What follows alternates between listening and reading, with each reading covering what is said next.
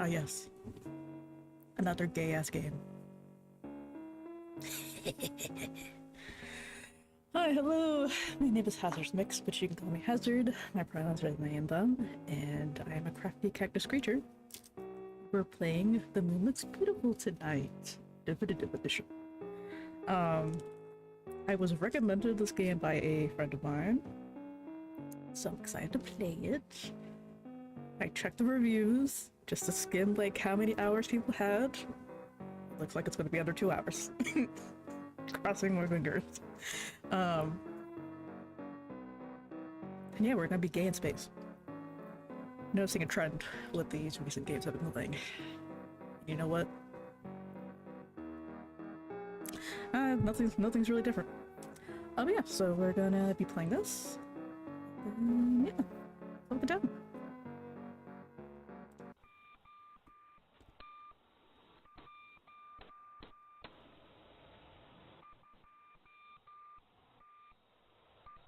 Okay. 11 months ago, an unparalleled terrestrial catastrophe known as the Megaterrestrial Impact Scenario, MTIS, reshaped our understanding of the Earth-Moon relationship and the dynamics of our solar system. Today, we look back on this world-shattering event and the scientific research that followed to appreciate its lasting impact. The sheer force generated by the NTIS ejected the Moon from the Earth's gravitational pull, thrusting it into a new orbit as it drifted further away from its original home. This shift led to significant alterations in lunar gravity, causing a cascade of geological disruptions such as moonquakes, resulting in surface damage visible to the naked eye. In the aftermath of the injection, the Moon began to interfere with the gravitational balance of other celestial bodies in its path. The lunar body posed a potential threat of being captured by another planet's gravity or causing imbalance in its gravitational fields of nearby celestial bodies.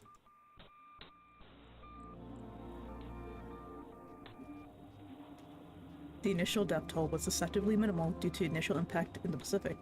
However, the ensuing tsunamis and seismic events resulted in the death of an estimated 1.94 billion people, and the number steadily mounts as the world struggles to reshape itself. Ooh. The equivalent of, 231.75 trillion USD has been spent on rescue and relocation attempts alone. The impact on the Earth's surface and significant rerouting of the Moon's trajectory sent shockwaves through the fragile equilibrium of our solar system. Perhaps the most devastating effect was the cessation of Dr. Rain's revolutionary research.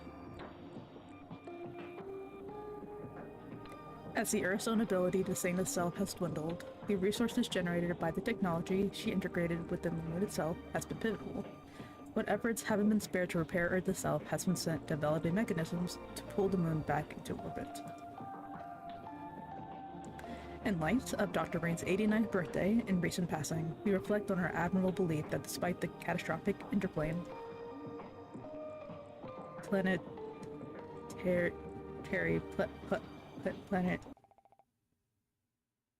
piece of junk.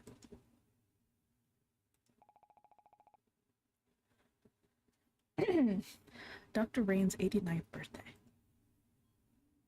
Rose keeps her eyes closed as she listens to Violet curse under her breath.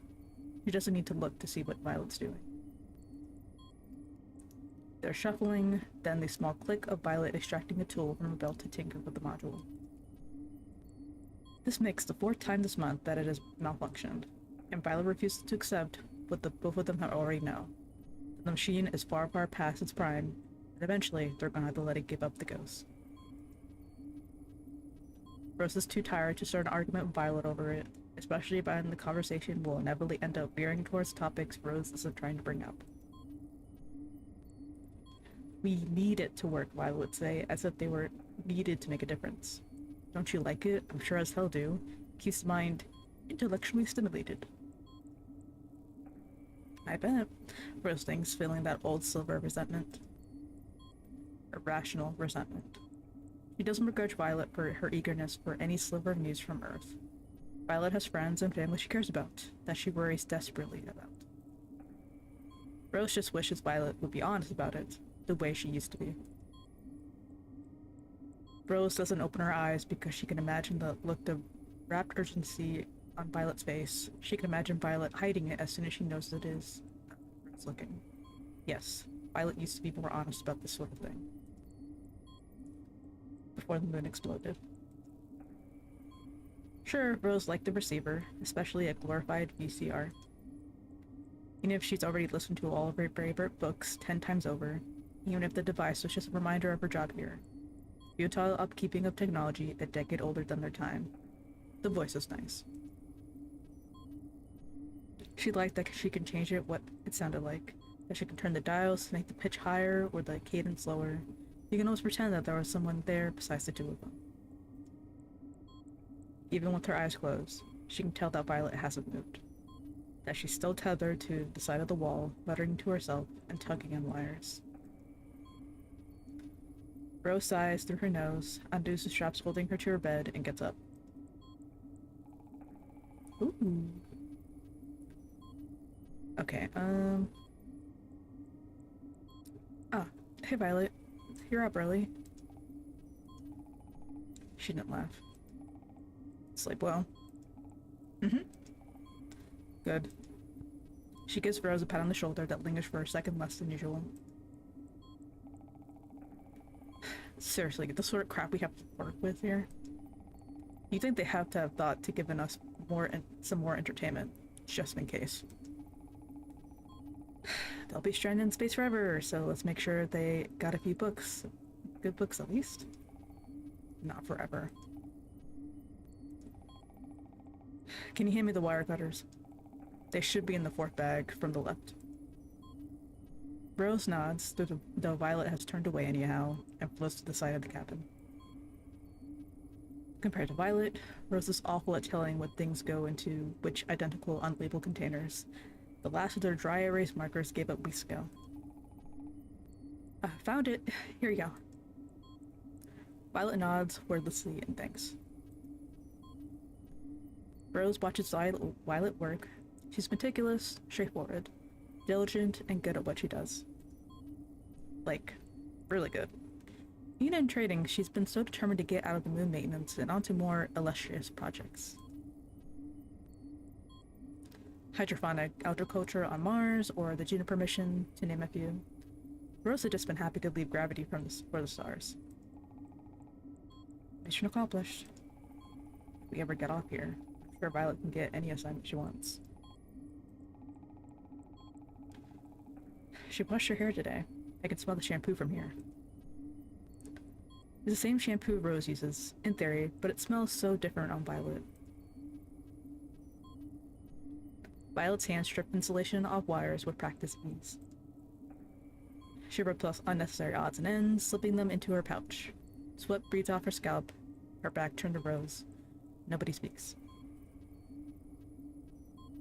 They used to make conversation over this sort of thing.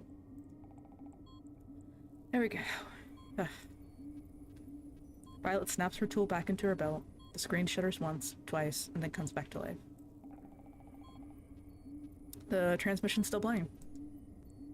Rose can hear the relief in her voice. She doesn't understand how Violet can still manage to get excited for these. Missions are anything new, and Violet deep down probably knows this. They're all the same platitudes and echoing reassurances, all those empty words for one simple message. We still remember you. We're still here. We're still so far away. But whatever. Rose can honor Dr. Rain's memory and listen along. She starts preparing breakfast as the static breaks, taking out the little tasteless cube things from a label drawer in the wall.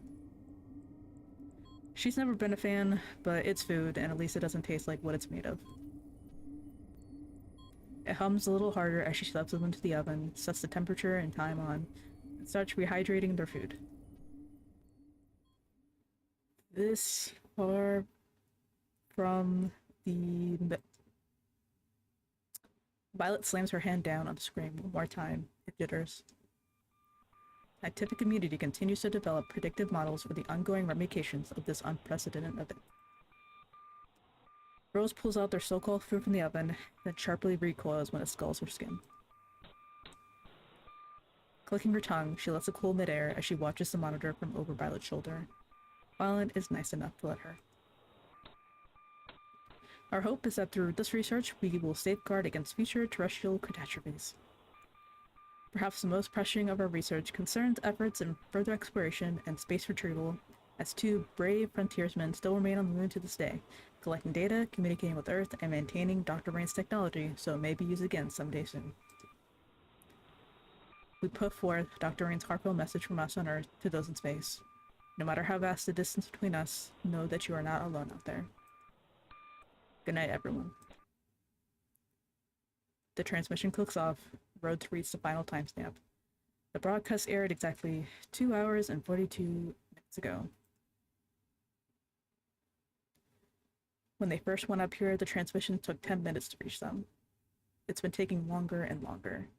And the faltering playback, the static, most of it isn't the receiver's fault. And Violet knows it too. She's quiet for a while, staring at the machine. Huh. They call this frontiersman? Violet's depressed. Once again, the broadcast has the usual hollow promises. Not even a message from Nova or anything. Secretly, Rose is surprised that they keep sending them. There's little reason for ground control to just not mark them deceased and abandon them. Their heart be damned. On Earth, there are other geniuses, better solutions. The two of them are just the maintenance crew. It's probably why Violet still gets excited for these, why these transmissions are still a glint of hope for her, though she knows, same as Rose does, what they are going to say. And if these transmissions ever stopped. Rose clears her throat, and Violet turns. It's mango flavor today. Figured I'd break out the good stuff. We deserve it, don't you think? Thanks. To her credit, Violet doesn't flinch when her fingers brush Rose's. She picks at her food with intent. Rose hooks her feet into the wall beside her, scrapping through the condensed slop. They had to start rationing flavor packets, and though the heart could generate 9 million limitless amounts of mineral gruel, Rose really wasn't looking forward to sustaining herself on that for the rest of her life. Violet swallows it down quickly before pushing herself forward, tossing Rose a nod as she floats by. But seriously, thanks, it's great. Compliments to the chef. It's not like a... yeah. Violet raised her hand dismissively. I'm throwing you a bone here, the motion says. Rose watches as Violet scrapes the residuals of her meal off into the recycling. Rose appreciates the gesture. But for Rose, it isn't enough.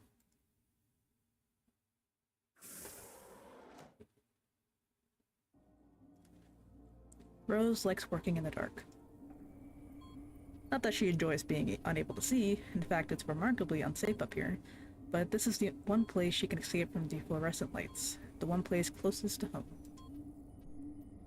If Rose ignores the blinking thoughts of the machinery, she can imagine she's in her garage, messing around with the wood rather than scrap metal with her flashlight wedged between her shoulders. She can hear the heartbeat in her ears. When all she can see is her personal corner of space, the vast emptiness up here feels a little smaller, a little less overwhelming. The complex machinery, Violet's disappointed gaze, and the strangeness of her situation all dissipate under the gentle shroud of darkness. Comforting.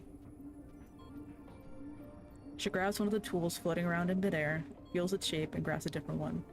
The discarded tool spins in its wake. She presses the tip of her wielding gun against the fragile, brightly colored metal, then pulls back sharply. Ow, ow! She sucks on her thumb, hastily grabbing tape to finish the job, one-handed before unplugging the wielding gun. It sails through the air, rapidly cooling. Rose is too preoccupied with the results of her labor to pay much attention to it. She tapes on her final touches and tosses the thing into the air, watching it as it somersaults before settling on its trajectory, lazily circling the gap. Rose lounges back in the air. For all the inconvenience and worry that comes from being stranded in space, there's a reason she used to dream about making it here.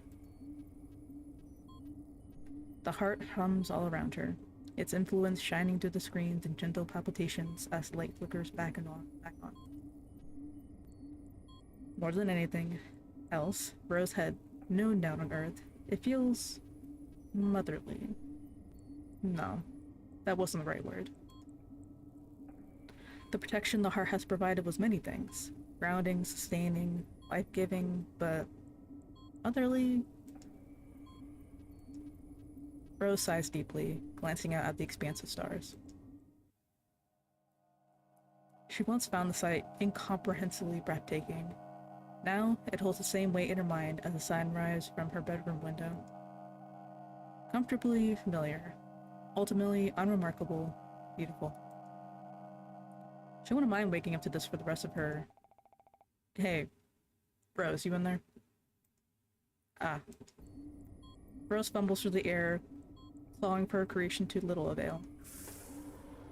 Bumps against her fingertips, turning over on itself as it floats merrily away, right into Violet's face as she unseals the door. Didn't see you there. How are... Oh... It's a moon rabbit. It's the logo of the gate. She trails off, watching helplessly as Violet plucks it from space. Her face shifts from its usual awkward stare to a frown. Rose notes bitterly that Violet looks unsurprised. What's this? Her expression belies any genuine inquiry in her voice. Well, it's supposed to be a bunny, but it doesn't look like much oh my god. It doesn't look like much. Oh my god, hello? Am I having a stroke? It's supposed to be a bunny, but it doesn't look much like one, does it? I mean, a figure of a bunny, not a real one, obviously, so... Violet looks at her, tired and incredulous. Rose rubs her neck, biting back useless attempts to smooth the situation over. She can tell what Violet will say before she even speaks. I'm not going to even bother asking what this could be good for. You don't need to tell me what. You don't need me to tell you what your time is better spent doing. I know you love your activities. But using up resources? Come on now. What do you do on your own time is your business, but we don't have the extra materials to spare for our arts and crafts. You know that. It's just a bit of extra metal plating, hardly the difference between life and death, but they only have so much to work with. Violet is right. When hasn't she been? Rose's stomach churns, guilt crawling up her throat. Of course. Of course. Of course she's supposed to be more responsible. She's supposed to be prioritizing their mission. She's supposed to be prioritizing their survival. She can't look at Violet. She gives an awkward shrug of acknowledgement. It's good to see you haven't lost your touch. She pockets the bunny. If you got nothing better to do, you can help me out with blogging readings. We still got a home to get back to. You know that, right? Rose does know that. Rose knows that because she's been trapped up here for almost a year, too, and she's just as aware as Violet is that any day now the water recycling system could fail, or the thing that turns their hair follicles into food stores could get a little too rusty, and that'd be the end of them. Oh. They're barely keeping themselves alive as is. They can't afford to spare energy and resources on bunnies, or, well... Nah, that's okay. I'll look over the latrine. The flushing mechanism has been making some weird noise lately. The ever-present tension in Violet's shoulders seems to ease slightly. Rose can see how reluctant Violet is to offer her hand now. She knows Violet only does it out of obligation, or pity, and she can't bear to take it. Okay. They stare at each other in silence for a moment. A moment they might have filled at a time with goofy jokes, maybe a playful debate on the material importance of a few stray pieces of scrap metal. Now there's a few feet away from each other, and it feels like the distance between the planet and its moon. Moon and its satellite. And with that, Violet turns and floats away with a cruel and easy grace, the way only Violet can. She doesn't look back. The heart beats. It always has, and pulses and hums. The wire's heat travels in rhythms and their screens back flicker in time. It's subtle enough that if you're not paying attention, it could seem random. But Rose's been here 11 months and a day, down to the hour, and she felt the patterns through closed eyelids. Every day, every hour. It lulls her to sleep in the same way her fan did at night, back when she slept in nothing but a bra in the summer. A low background thrum that she takes for granted when she hears it, that wakes her up when the power goes out, and she doesn't. So it doesn't register at first. She thinks she's dreaming, caught in true and utter silence for the first time since she can remember. Oh. Rose. The heart isn't... It's not... Violet can't finish her thought. She's inches away from Rose's face when Rose opened her eyes, hands gripping her bed frame tight, and at the snap hit, all Rose can do is stare. The horror hits her before Violet's finished speaking.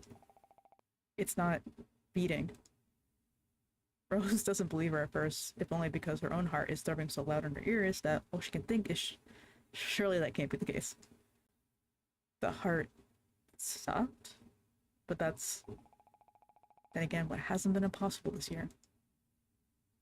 Like a switch, the sounds become suffocating and oppressive. It crushes her from all sides, a deafening absence of hum, pulse, and rhythm that's been their constant companion for so long. It fills the space where the heart used to be with a gaping yaw of apathy. Rose rips the cover off her body. The weightlessness of the cabin makes her blanket float lazily in the air as she pushes off her bed, sailing across the cabin towards one of the screens that typically displays diagnostics for the heart. Her face stares back at its reflection, a black void of its usual life. This can't be happening. This can't be... Her fingertips trace over the cold wires, chest fluttering the same way it had when part of the moon broke off. Everything in the cabin is motionless. Of course, they have been prepared for countless emergencies and malfunctions, system errors, and damage from potential space debris. Hell, they've even been prepared to be cut off from comms, to be unable to return to Earth altogether. But somehow this, the heart, it was different. They couldn't break, not all at once. They were diligent in their record keeping. They have nothing else to do. There had to be something they missed, some foreshadowing, a hint, or chance they could have caught in time to prevent a complete and utter shutdown. They should have been able to... Rose, listen to me. Violet grips her shoulders. She's close enough that Rose can feel her breath on her skin. Rose. Violet keeps repeating her name. She sounds so far away. Rose, we can fix this. It's going to be okay. Calm down. Rose takes a shaky breath, attempting to steady her racing thoughts. She reaches up to grip Violet's hand. By some miracle, Violet lets her. Her expression doesn't even change. Listen. We're a maintenance team. We might not have been trained for this specific sort of emergency, but we've been trained for tens of dozens of near variations of it on it. We need to gather our gear, diagnose the problem, and execute the solution. If we break it down into a series of tasks, it'll be easier, and more importantly, possible. Violet leans back. The lights from her visor shine off her skin unnaturally. We're surviving this. We're going to go down there, kick that junk around till we get it fixed, then hunker down as our grand accomplishments finally impress someone down there enough to... Violet cuts herself off and closes her eyes. Breathes through her nose. Her grip tightens. Rose has never been more scared in her life. She never wants this moment to end. You good now? You got this? Hydration bit?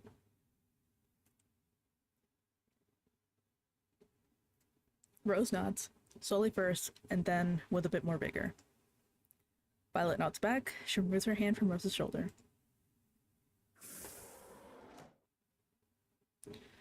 Rose pecks up while Violet records the transmission down to Earth. There's no time to waste.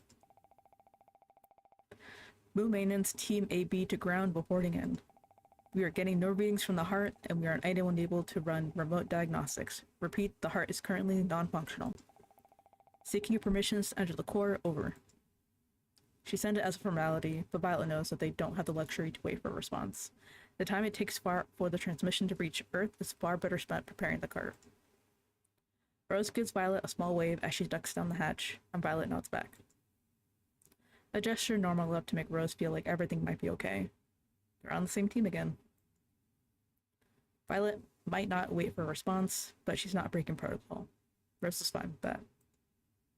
The rail car is old, more sturdy than elegant.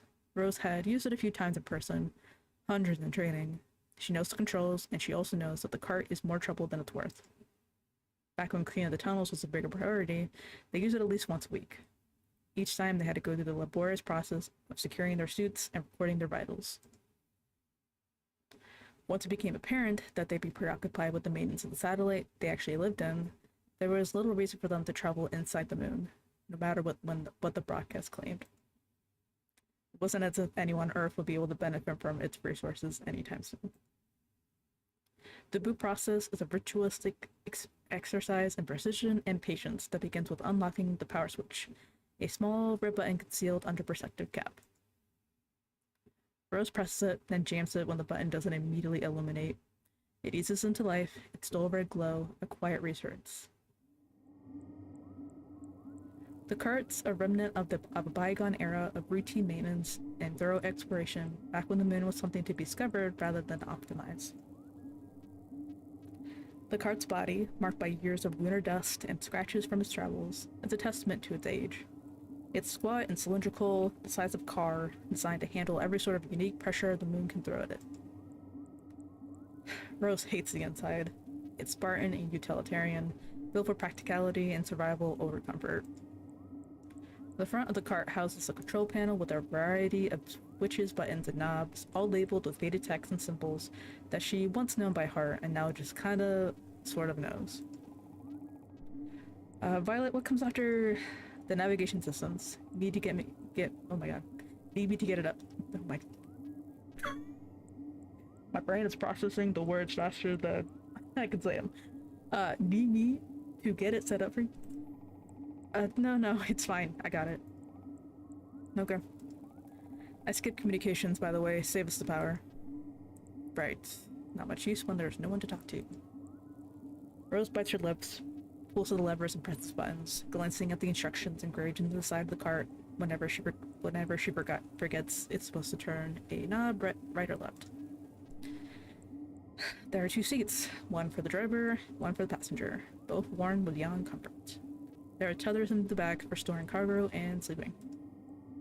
A holographic display flickers to life as Rose finishes up. The cart's vitals charged through backlit LEDs, power levels, system integrity, life support status. She scans each metric before reaching for the heavy metal dial at the front of the panel. Thunk. The rail cart lurches, magnetic clamps securing it in the track. The smooth hum of the electric drive fills the cabin, vibration almost comforting in the absence of the heart. Done already? Nice work. Violet ducks inside, bracing against the doorframe to avoid hitting her head. Despite herself, Rose glows the compliment. Violet doesn't waste a second getting to work, giving Rose's handiwork a once-over, nodding to herself. She still trusts Rose, which must be why she doesn't triple-check before letting the railcart lurch forward. This part, here, is why scientific journals had changed their descriptors from impressive to science fiction. The satellite they reside in is connected to the moon by a long sticking tube with a GRY 910 and titanic alloys. Its purpose is threefold: keeping them from floating out to the nothingness of space when the moon's gravitational field proves not strong enough, providing a conduit for the heart's power, and letting the railcart traverse between the two locations. The tube is modular. It reminds Rose of the wooden snakes her fingers got trapped in as a kid. As the cart enters the tube, it bounces over sections, struggling to stabilize. Rose holds her breath despite herself, but even after months of disuse, the railcart and the tube both endure. The tube isn't completely opaque. There are gaps of foot-thick plastic that allow occupants to view their journey. Violet's more comfortable soothing the cart forward rather than paying attention to her, so Rose doesn't feel guilty for staring outside. The stars are nothing Rose hasn't seen before. Violet doesn't even bother glancing up, preoccupied with running checks and ensuring the tunnel won't snap midair. In more recent months, Rose had a hard time adjusting to the lack of Earth on the metaphorical horizon. It took only 2 months for the world to sink from view, To marvel her, she started struggling to pinpoint it with a telescope. Now, the constant readjustments needed to find it hardly seemed worth the effort. The stars are more interesting anyhow. Rose looks back as the two curves, giving her a proper view of the satellite. The place she has called home for months shrinks before her eyes, small enough to fit in her palm. She presses her hand against the sky. The outside vanishes with a shuddering noise in an instant. The stars replaced with man-made panels and moon dust at the tube ends, and the tunnel begins. The only noise in the cabin is the hum of the cart and the small dings of the control panel. And Violet's quiet breathing. The next 6 or so hours of the journey are uneventful enough that Violet decides they can sleep. The alarm system is functional enough that we shouldn't have to worry about missing the engine rupturing or something. Though I doubt that happened. And even if it does, there's not much we could do about it anyways. The more rest we get, the better. Rose nods. If Violet thinks it's safe, she probably is right. She's too paranoid to allow them to sleep if they had any doubt. I'm noticing that the temperature is rising. And also, Violet is just smart like that. Rose trusts her.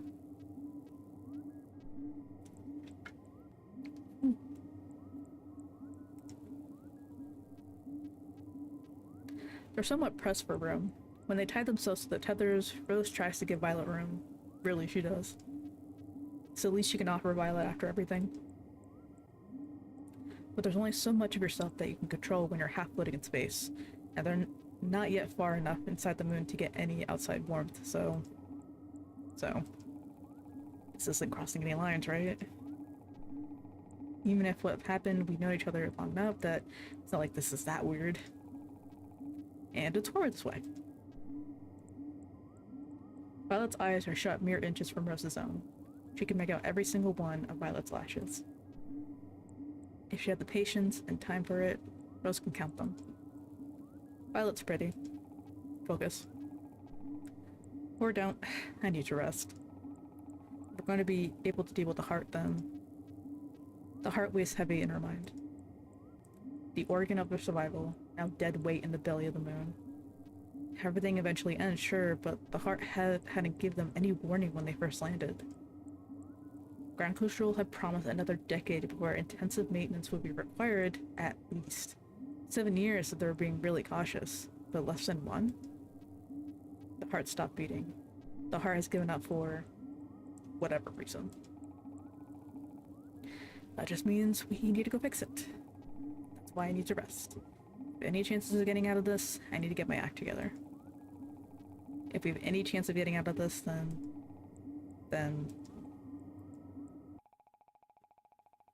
there's a really, very real chance we might not survive this.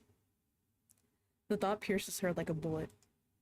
The only other time she's felt this panicked, and truly, really panicked, not the usual playground victimhood, was when the moon had first ricocheted off course. Constant transmissions and apologies and grievances and national warnings and... I'm not dead yet. I'm alive, don't say that. Please, if I'm going to die, then let me... She needs to try again. She can't die wondering. Violet, are you still up? Yeah. Trying not to be. Why? Something the matter? Just, the whole situation we're in. Violet shifts in the dark. Fair enough. She's laughing. Not unkindly, Rose has known her long enough to hear the humor in her voice. But we got this. Taking care of the heart is our job. All the time spent studying wasn't for nothing. I'll help you fill in the blanks. She's quiet for a moment. And you're good with your hands, so worst case, you can just shoulder the whole thing back together. She's shrugging underneath the tenders, grinning. The light in her eyes is genuine. Violet isn't the one for flattery. She wouldn't say it if she didn't mean it, and this makes Rose feel all the more guilty. She takes a breath. Yeah. Listen, Violet. If we don't make it out of here, Rose, we are not doing this again.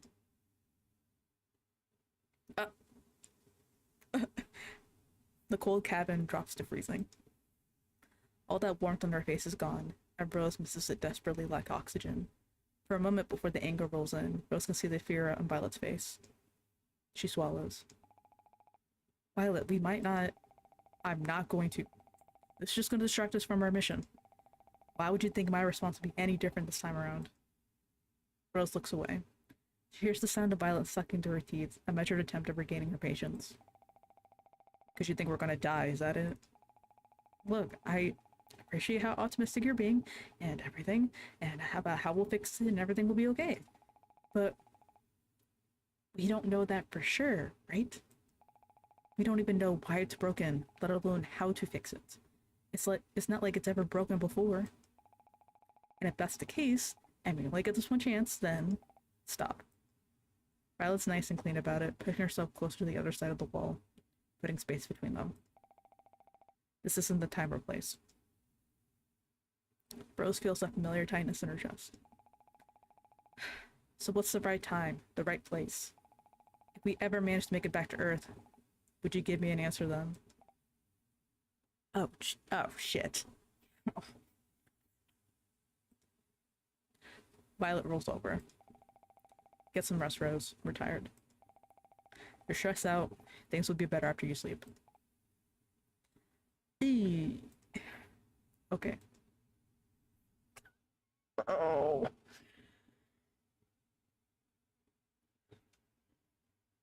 They fall asleep facing away from each other.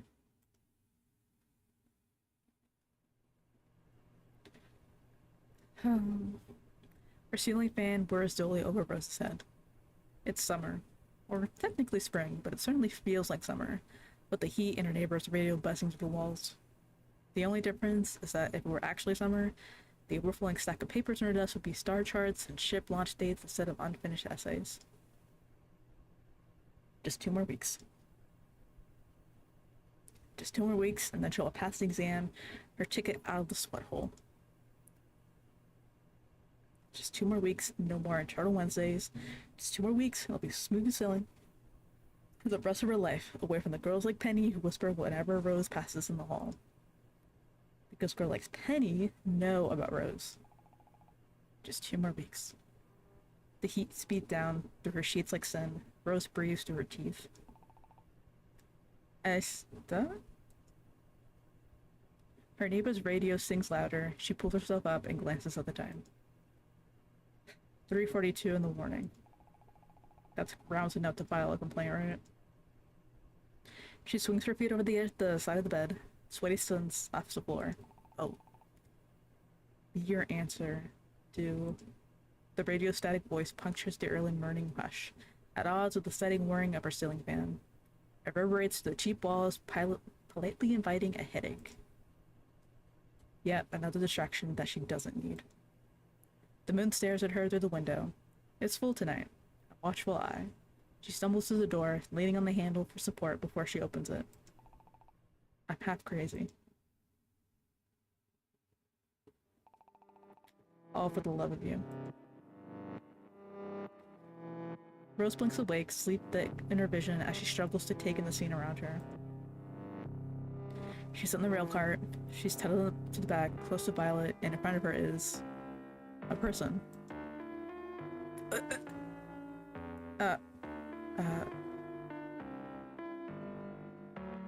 The moon? No, this couldn't possibly be a person. Their attire is laughably inappropriate for space, their bare feet dangling in the air. Rose has trouble telling where their clothes end and their skin begins. Jesus. Okay. If they even had skin, they're lab-clean white in a dress that billows around them. The fabric, if it was that, skims over the surface of the air, akin to a swan dancing over a pond. Rose had thought they were seated, but no, they're stationary, anchored to nothing. The ends of their body fade into their surroundings, Rose realizes. Translucent fingernails thread through their hair. Their form serves to frame the gaping hole that sat squarely in the center of their chests. The other side of the cabin stares back at Rose. They completely defy understanding. If someone told Rose this was an alien, she'd believe them. If someone told Rose this is an angel, she'd believe them too. I can't afford a carriage. Hold on, what voice would I give this? I can't afford a carriage, but you'll look sweet upon the seat. They're pretty. Of a bicycle built for... What are you supposed to be?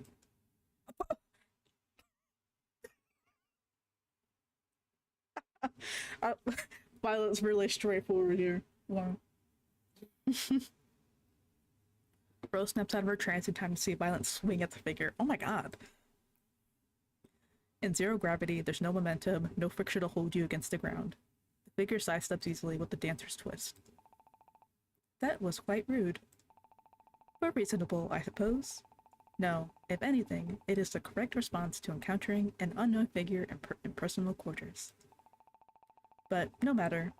All that means is I must take the time to introduce myself. I am the first and only model of the experimental Daisy line, the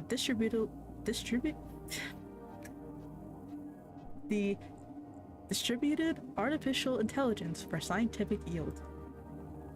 Though, as my creator confided in me, the full version of my name is only so convoluted as to justify the acronym. Honestly, understandable. I am at your aid. Their words hang for a tepid moment, the air filled only with the steady hum of the cart's progress and the occasional bump as it coasts over a piece of debris. Rose blinks at them, mind reeling, glancing over at Violet. Rose has never seen her look this shocked, fingers twitching uselessly in the air. Finally, Rose breaks the silence. It's... an AI? Daisy smiles. Violet smiles warms Rose like a cup of tea. Daisy smiles warms her like a boiling kettle. In the simplest terms, yes. A correction, I am not an it.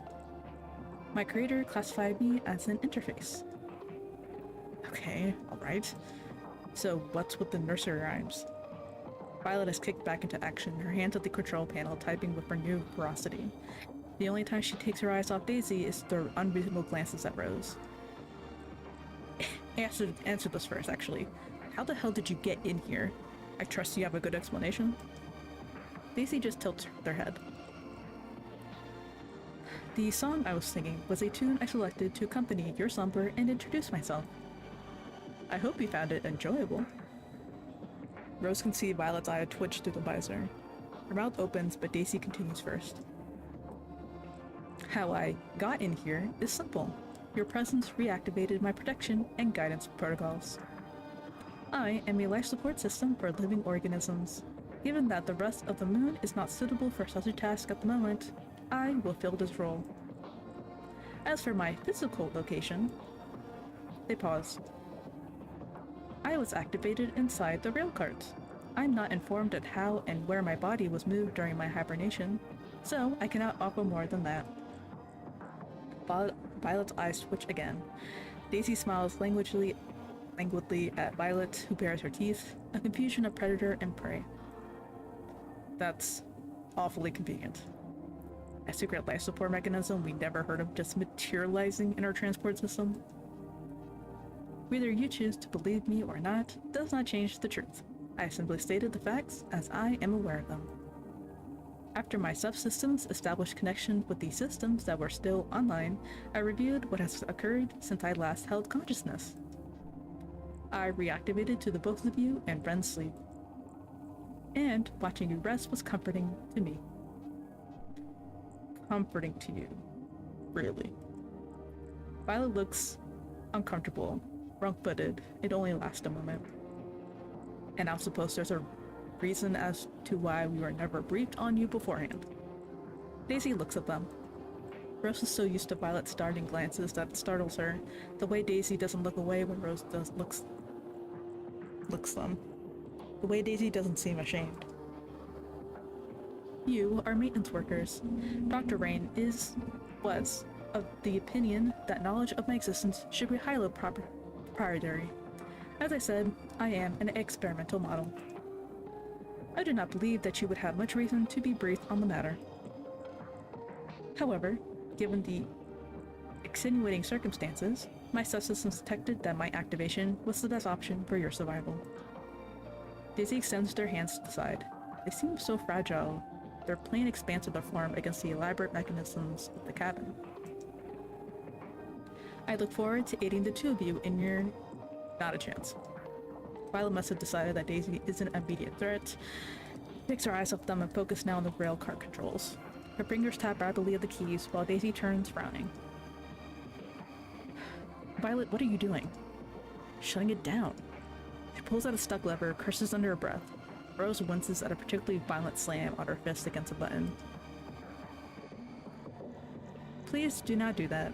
I am not helpful to you while turned off. Not likely to get us killed while turned off either. I am not going to do that. Violet snorts. Her fingers move faster. Rose reaches to touch her shoulder, hesitates, pull back her hand. What you are doing now is not productive if your goal is to shut me off. Great, keep that feedback coming. Violet's tone is desperate to be sharp, like a well-used knife. She scans the interface she already knows so well, as if looking for some convenient off button she might have missed. But as Rose watches, Violet doesn't seem to find anything. Pulling the cord it is. Of course, there's no cord to Daisy, no visible one, at least. The form seems more otherworldly than mechanical as they dodge Violet's now direct attempts to turn them off. Please do not do that. It is odd hearing Daisy defend himself. Her calm, placid tone remains the same as they float out of Violet's clumsy grasp. But the railcar is only so big. What is comfortable for two people is cramped for three. They can't continue this game of cat and mouse for long. Violet, I don't think... Rose does reach for Violet's shoulder this time. Violet flinches. Violet used to be comfortable with these grounding, familiar touches. An easy shorthand for, I'm here, I'm right behind you. Rose gave up that privilege a while ago. She knows that. But it still hurts, the way Violet immediately goes on the defensive, jerking her head around to look at Rose. She looks like a scared corner animal. Her expression softens in the next moment. I know, but it's the safest idea. This AI, life support system, whatever, it's experimental. I'll take my chances with the manual life support. She curses under her breath that a misgrad makes contact with the side of the cart. The momentum sends her reeling across the cabin. Daisy lets out a small clump of disappointment, like Violet is a particularly rambunctious dog. We don't even know if they can hurt us. I mean, we can sort of think of them as an extra redundancy. We don't even know what it's meant to do. We can't juggle another unknown variable. I have many functions. Violet scoffs, spinning her tools anxiously. An old nervous habit. She used to do it a lot when they were new recruits. So you keep saying. Monitoring life support systems, controlling temperature ratings, managing carbon dioxide centers. Violet has paused, leaning against the control panel. Rose can sense the calculations boring in her head, projectile motion and trajectories. Assuming the coefficient of friction is 0. Controlling oxygen valves, diagnosing errors in navigation state in machines, diagnosing and developing repair plans for the heart, creating personalized meals plans. Violet straightens. Obediently, Daisy pauses. I also run at 50 Hz. I am informed that is impressive. Violet blinks. It is impressive. And the heart? The heart does not run at 50 Hz. It is much too large a system to sustain that fast of reaction speed. The pressure would break it. Yeah, we know. You said you can diagnose a problem with the heart. Why didn't you lead with that? I have been offering my assistance. Was I not clear enough in my wording? No. In that case, can you tell us what's wrong with the heart right now? It is hard for me to say at the moment. With the heart in the state that it is, long-range communication is impossible. Direct contact is required for a diagnosis. Of course it is.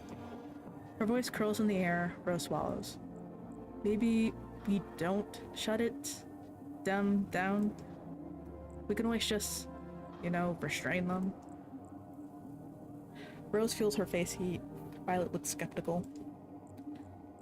Come on, I know it's not ideal, but I don't think anything about the situation is, right?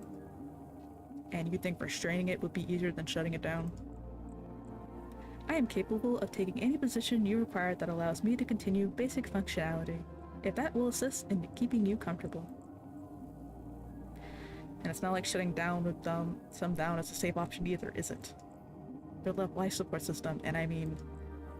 She gestures at the scratches Violet irate wrench has left in the railcar's paint. Surface damage. For now. Look, if anything happens, you'll what? If anything happens, you'll be dead, Rose. Her voice wavers slightly. She clears her throat. We'll handle it. We always have, right? Space gaze, gaze space. Yes, I love Doom Jury Dare.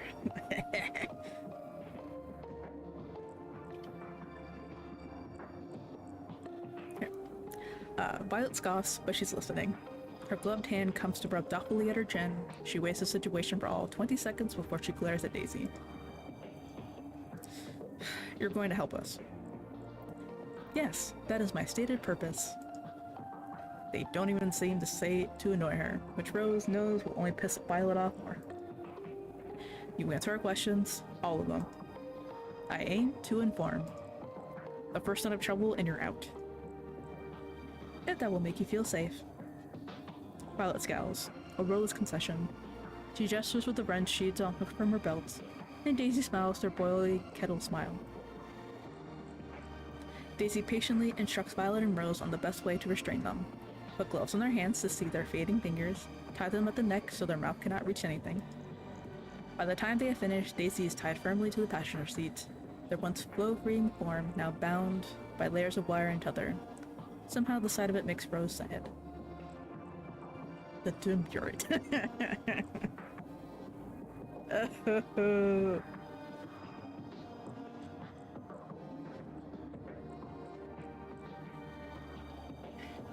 Tragic.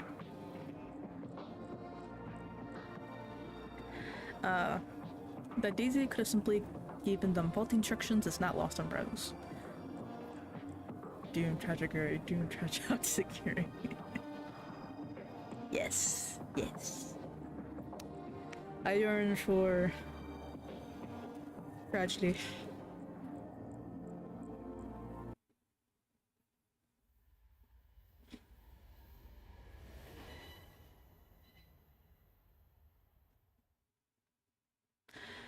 Something that Rose notices about Daisy fairly quickly is that they're best seen in their peripheral vision.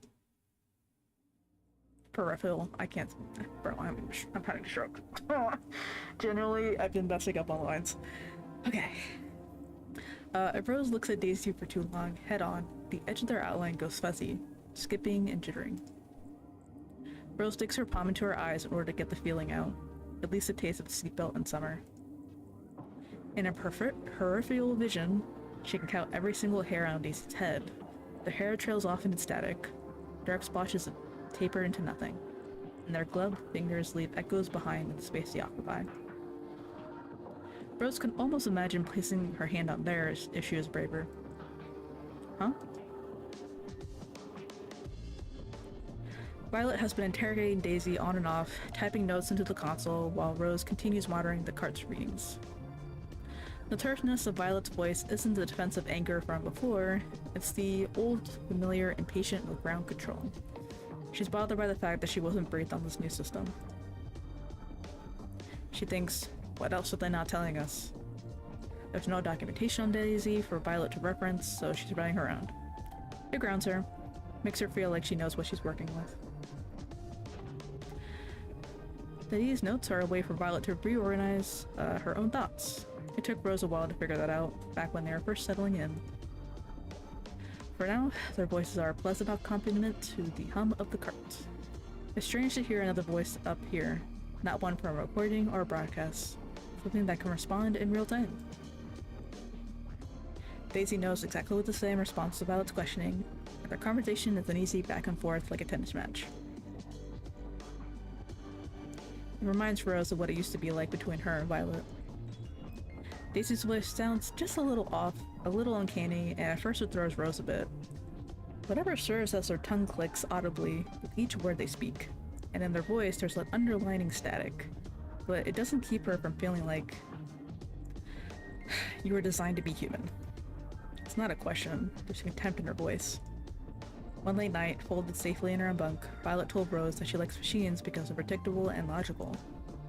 Inputs have reliable outputs, unlike humans. Unlike Rose. A great deal of time was spent on helping me mimic one as closely as possible, yes. While any pattern-binding intelligence module can keep track of your biometrics, one is better suited to assist with things like grief and shock, with a capacity for empathy. At least, this is what my creator intended. Your creator being Dr. Rain, correct? Daisy nods with uncharacteristic enthusiasm, an abrupt departure from their usual grace. Her opinion was not shared by her peers. I am only an experimental model. Right. Violet's voice for a moment turned gentler, the hard edges of her skepticism softened. She respects Dr. Rain deeply. Their conversation continues on like this for a while. It's a strange reversal of roles. Daisy's answers sound far more human than Violet's curt diagnostic questioning. It's only when Violet can't speak around her yawns that she finally throws in the towel. Wake me up in an hour, alright? I just need a bit of a pick-me-up, then you can rest.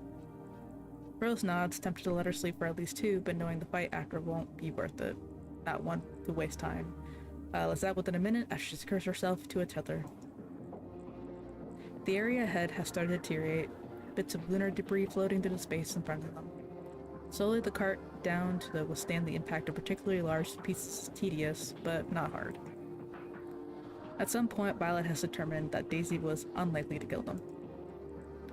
Now they sleep in shifts, taking turns navigating and watching Daisy. When it's just the two of them, Daisy's company is unnerving. Rose is aware on their gaze on her, even more aware of the fact that they can see their own perturbed glances. They seem content to just watch her work, only interjecting with the occasional question. How long have the two of you been here? Just over 11 months, give or take. Didn't Violet already tell you? Yes. Did you think she was lying? No. Did you want to see if I would lie? No, I do not believe you would. Rose doesn't know how an artificial intelligence should act, but she imagined it would be more direct, or at least easier to read than Violet. Instead, every other seemingly straightforward statement from Daisy leaves her with more questions than answers. Before us, what did you do? Hibernate. With the moon damage, maintaining a constant level of consciousness for two people would be an overextension of my abilities. The power for my operation was far better conserved for other uses. And before that, I saved lives. They say this so casually that Rose has to bite back a laugh. Did I say something strange?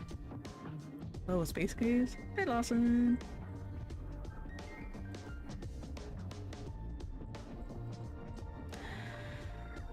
Just tragic gaze, floating in space, far from Earth. I don't think they're getting saved.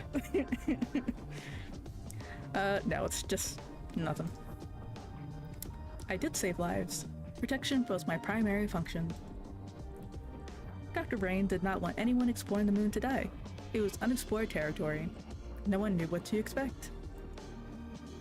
I can create pockets of pressure and air to ensure that even if someone is exposed to the moon's atmosphere, they will not die. Wait, holy shit, wait. You can let people go out into space without protection? Not for very long, and not very often. The level of science fiction that Rose finds hard to respond to. She opts for an awkward nod instead, returning to her work.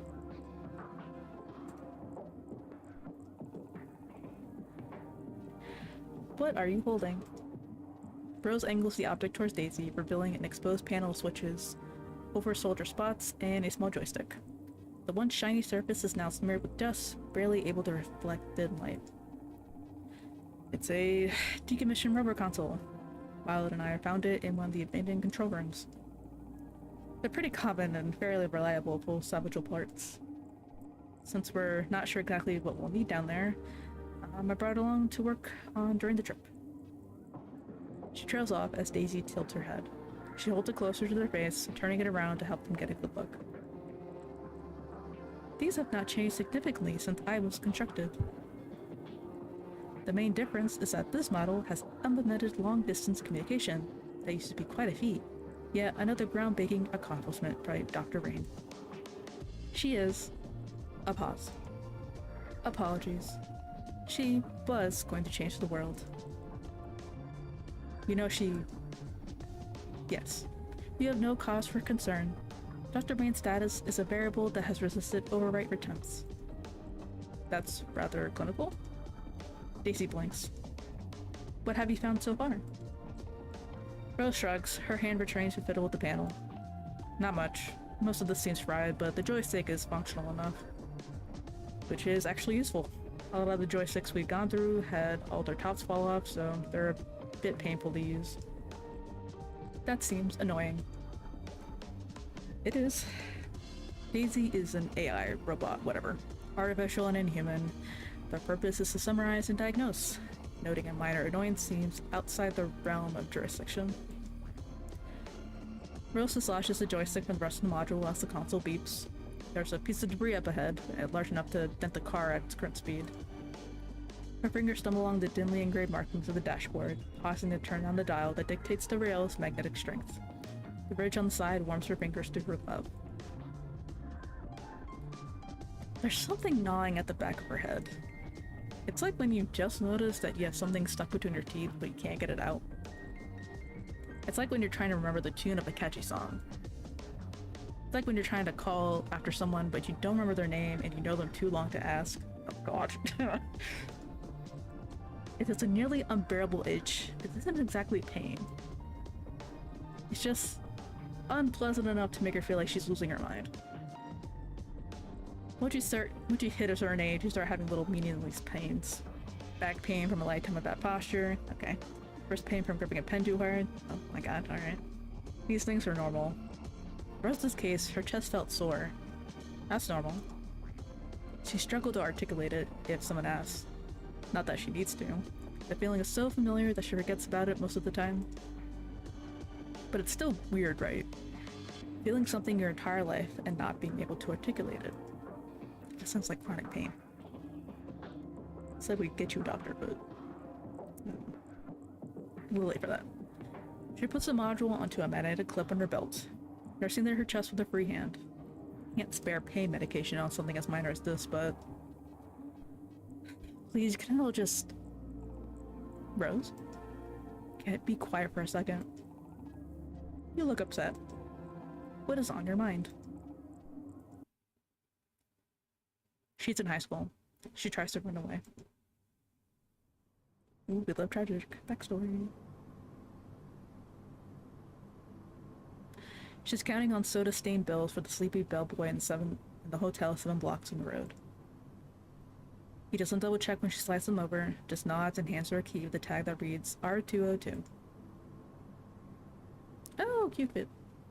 She opens the door, smells sterile plastic so strong she can taste it, finds herself regretting it. A week's worth pay for this. The television is on. She can't focus on what's playing. She dumps her belongings in the space between the bed and the wall, piles unfinished papers on the desk. As she sits down, Rose is aware of how lame this is, running away from home, spending money to do homework. Not that that was her plan for the entire night, but, well... Rose doesn't mind schoolwork. Questions have answers. It's a consistency that she finds hard to come across in the real world. Oh, Jesus. Huh? Why is my stream dying?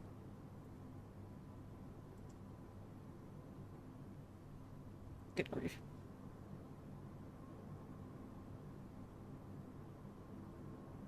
I'll let you now for a second. If I hydrate, oh my god.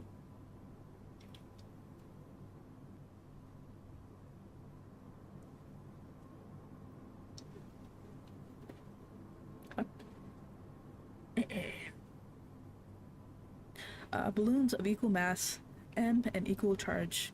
You don't care how she dresses, how she stumbles when she speaks.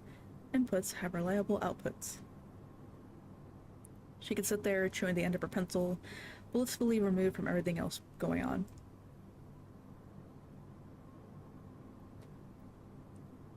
Daisy walks through the door, gently closing it behind them. Daisy's feet are firm in the ground. Towel squeaks on the rug they leave behind them. Their unusual grace, their usual, has been traded for a competence. Their steps measured, lab coat fluttering behind them. They push their bangs back to meet Rose's gaze. I see you've already started. Good job. There's a new filling warmth in their voice. Rose nods tentatively. Nervousness mills in her chest as Daisy comes closer, plainly sizing Rose up. But there is no judgment in their gaze. Nothing to make Rose feel small, only curiosity. Do you mind sitting over there? This will only take a moment. They motion at the bed, their hair falls in front of their place, a veil that only makes them seem more magical, more out of place in this cheap hotel room. Again, Rose nods, obeying and sitting hesitantly at the end of the bed. Daisy moves closer in, lab coat dress trailing behind them, and they embrace her. Oh. The motion sudden, all pretense lost as Daisy's hands finds her waist. Rose's heart sticks deep in her chest as Daisy's hands explores every corner of her skin. Daisy is careful not to overstay their welcome, and not touch those most sensitive of parts. Daisy. Oh, sorry. Is this unpleasant? Daisy leans back. Rose realizes that she's collapsed in her bed, her back pressed against the fabric table as Daisy stands at the end. She swallows, wishes Daisy would what?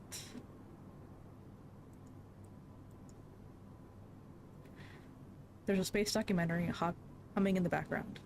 Conversations rock back and forth about Nova's founding, its accomplishments, its internal politics, because of course there's politics. All the lighting the room got is the CRT and a dollar store lamp. The changing screen casts dancing colors on the side of Daisy's face. You seem a little confused. I'm sorry, I don't mean to make you uncomfortable. These are just routine diagnostics. It's okay. Let me help you. And they reach towards her, through her, into her. Rose doesn't need to think. Rose doesn't need to think about... Oh, Jesus. About her body, about Violet, about her body, about her body. Okay. Rose. The dream ends. As gay as hell. Rose wakes up to several painful reminders. Her hands are still empty, and bras still itch when you haven't changed out of them for a good 2 days. Yeah. Violet's hands are on the console. She glances away from Rose when she sees that Rose is fully awake. Daisy keeps their eyes on her, straining against the blindings around her neck. Rose realizes that someone's attached her to tethers in the back at some point. She tries to push the dream out of her mind. Oh, sorry, did I... It's fine. It's on me for keeping you up too long. She doesn't even seem mad or even particularly disappointed, just tired, stressed. That doesn't make Rose feel any less guilty though, and she hurries to undo her tethers under Daisy's watchful gaze.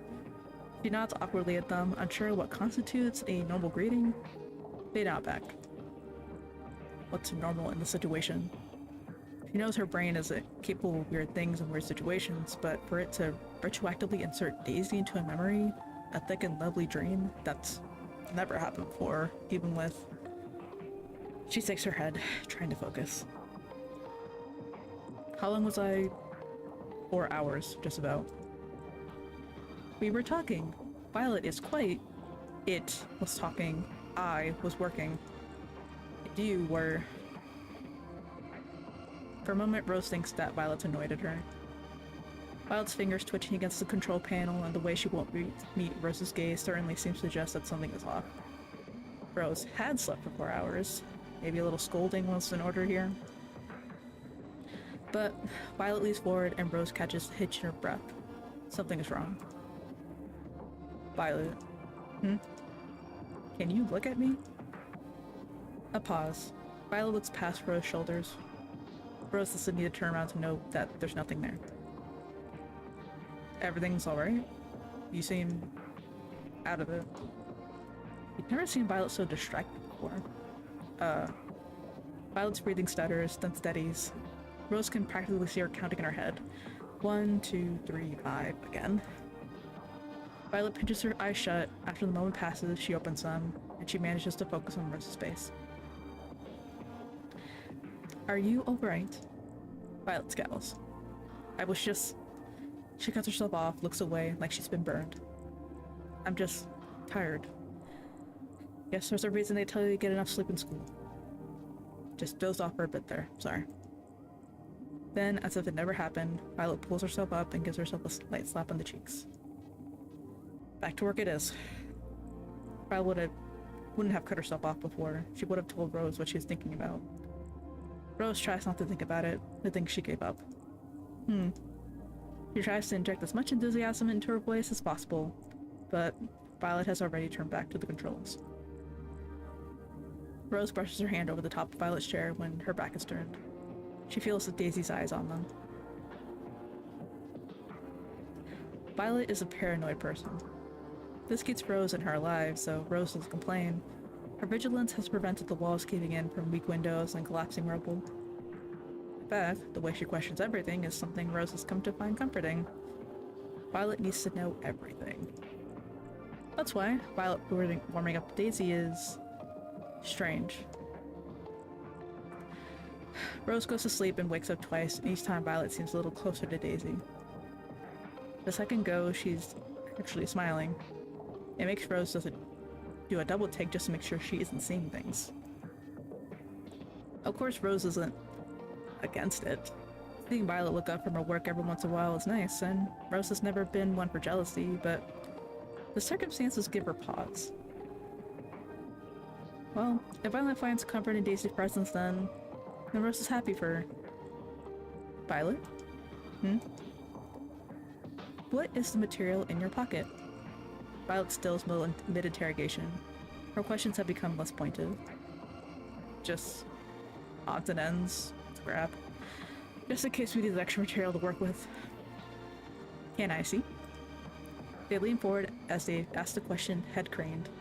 Violet has grown comfortable enough to Daisy that they only need to pull an inch or so against their restraints to gain a proper vantage point. But now, Violet's hands are a flurry of movement, desperately trying to create space between her and Daisy. It has the opposite effect. The contents of her pocket come spilling out, floating innocently in midair. A fierce pair of bolts, a magnetic screwdriver, small enough to fit in your palm. Rose's bunny. Rose shakes her head, blinks. It's still there, though Violet is quick to snatch it out of the air. Her gaze darts from Daisy to Rose and back again. Oh, so cute! Daisy in the back, like, yeah. Daisy's so funny. Nothing. Nothing? It seems to be constructed with intent. I had been able to ascertain the purpose of everything else in the cabin, but not that. That is why I asked. I made it. Rose can't help it. She's excited, a little flattered even, that Violet had thrown the trinket away. Sure, there's a chance that Violet just forgot it was in her pocket, but maybe... Looks at the camera. So, it is indeed not nothing. Was it a gift? Gifts are an expression of gratitude, Violet. Violet flushes, bristling at Daisy's informative tone. I was going to repurpose it. I just forgot I had it, given everything. Oh my god. Okay. Daisy frowns. That does not seem... It's none of your business, alright? Violet yanks the bunny out of her pocket again, clutching it in her fist. For a moment, it looks like it's as if she's about to crush it. But she doesn't. Her fingers uncurl. Violet? The bunny floats out of Violet's hands, unharmed, but Rose doesn't feel relieved. Violet is looking at Rose. She isn't looking at anything. Rose waves her hand in front of Violet's face, but she doesn't respond. Her expression is evened out, eyes half-lidded and mouth gently parted. She looks peaceful, like she's sleeping. This is scary. Violet, speak to me, okay? She puts her hands on Violet's shoulders. When Violet doesn't react, she shakes Violet. And when that doesn't get a reaction, she shakes harder. Right before Rose is about to take one more drastic measures, Violet shakes her head like she's hungover, her expression drowsy and her movement slow. Rose? But confusion, realization, resignation? Hostility returns to Violet's gaze. It seems to have a home there. She scoffs, shooting a glare at Daisy. Did you?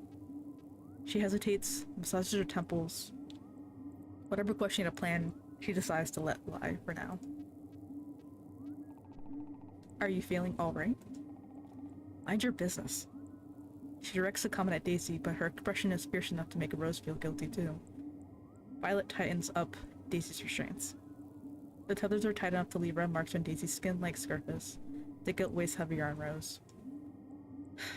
Later, Rose tries to look for the bunny. She can't find it. No!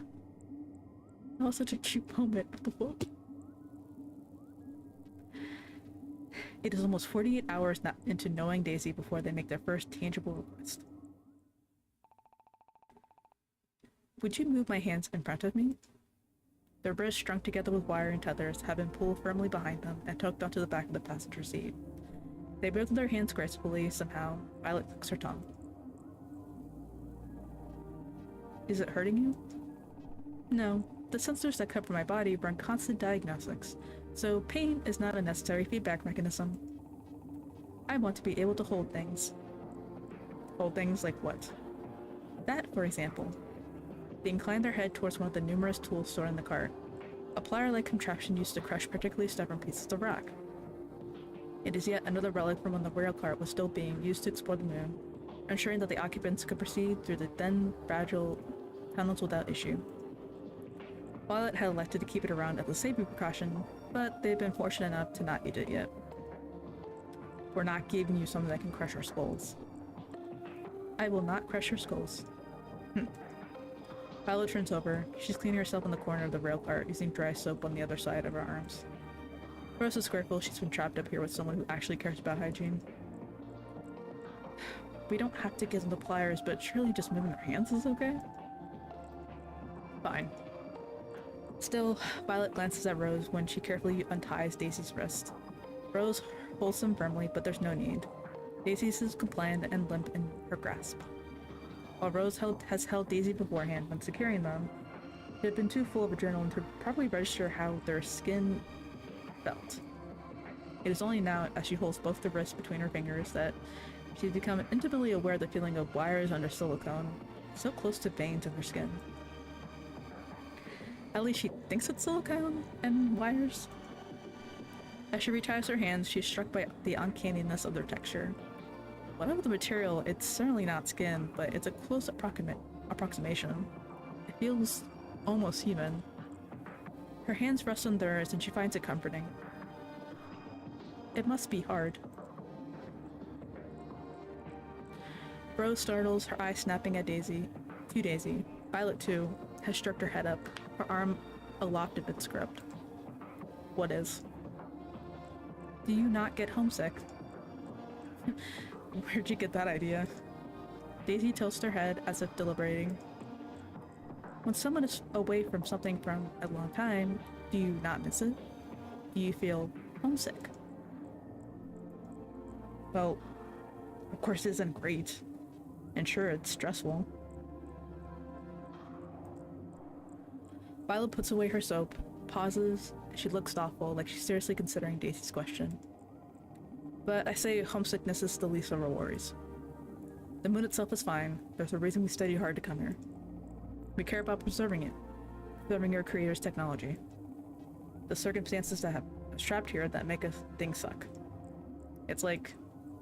She clamps her own mouth shut with an audible click of her teeth, turning to Daisy, then huffing she looks away. Rose doesn't get it. So you two love the moon. That's... admirable. It must be admirable. To care for an inhospitable environment that fails to care for you. Their hands clasped together as if in prayer. It isn't that deep. It's not that the moon fails to care for us, it's just a place. There's nothing to take personally. It can't love me, it can't hate me, it just exists. But you prefer Earth. Violet shrugs. Sure, if I had to choose. Like, just for example, you can't really eat up cup ramen in 0G, not that there's even any up here in the first place. Violet's face goes a little red. Is she embarrassed about the example she chose? No. Rose misses the cup ramen too. It reminds her of late nights back at the center, back on Earth, the frustrating, desperately long simulations, the hours spent underwater in the buoyancy lab. Both of them shivering, Violet leaning into the warm steam from the styrofoam cup, toweling off, averting her eyes from Violet as she peels off her suit. Rose would do a lot to taste that ramen again. Gay, gay, gay, gay. Cup ramen. Did the expression shift just now? Or did I just imagine it? So, if you could eat cup ramen on the moon, you would prefer it over Earth? It was just an example. Look. Violet turns to face Daisy properly. It isn't that deep. The moon just isn't my home. That's all. Violet, having finished cleaning herself up, goes back to tinkering with the controls. Daisy's gaze turns to Rose. And you? And me? Is the moon your home? Or is there something else that needs to change first? Well, I do like the moon. It's pretty. I always thought it was. I'm so sorry, Lawson. I don't know why. I don't know why that got auto-modded.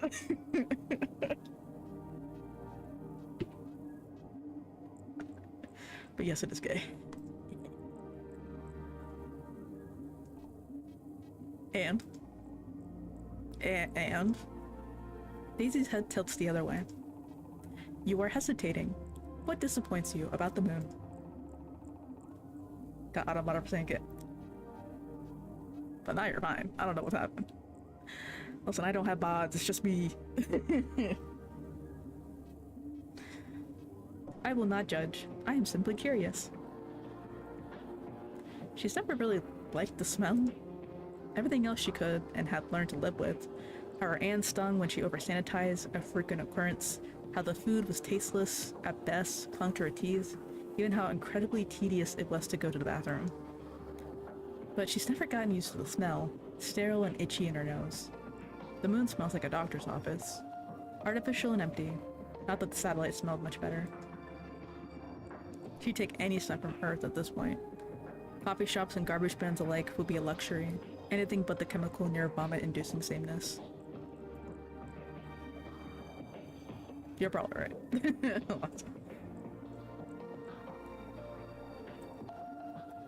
If you had to choose, what would I want to smell? Something that is indisputably Earth. Oh, Jesus. School fields smell like dirt.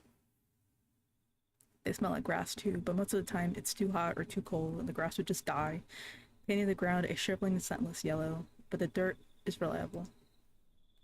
When Rose was little, she thought brown sugar and dirt were the same stuff.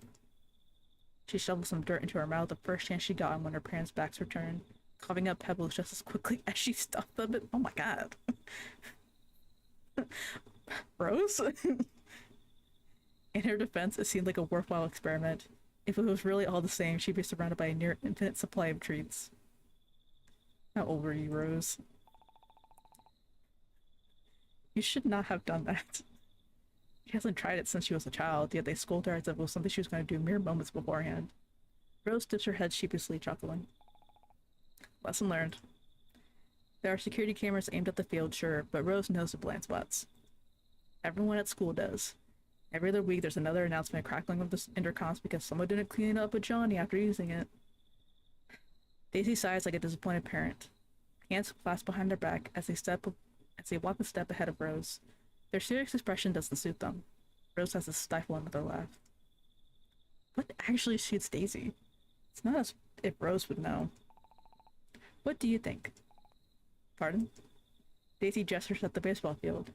It's late at night, lit like roses in a movie. everything shrouded in an unreal blue light instead of disappearing under the cover of darkness. A garden. Nice, isn't it? You only seen in pictures. How do you like it?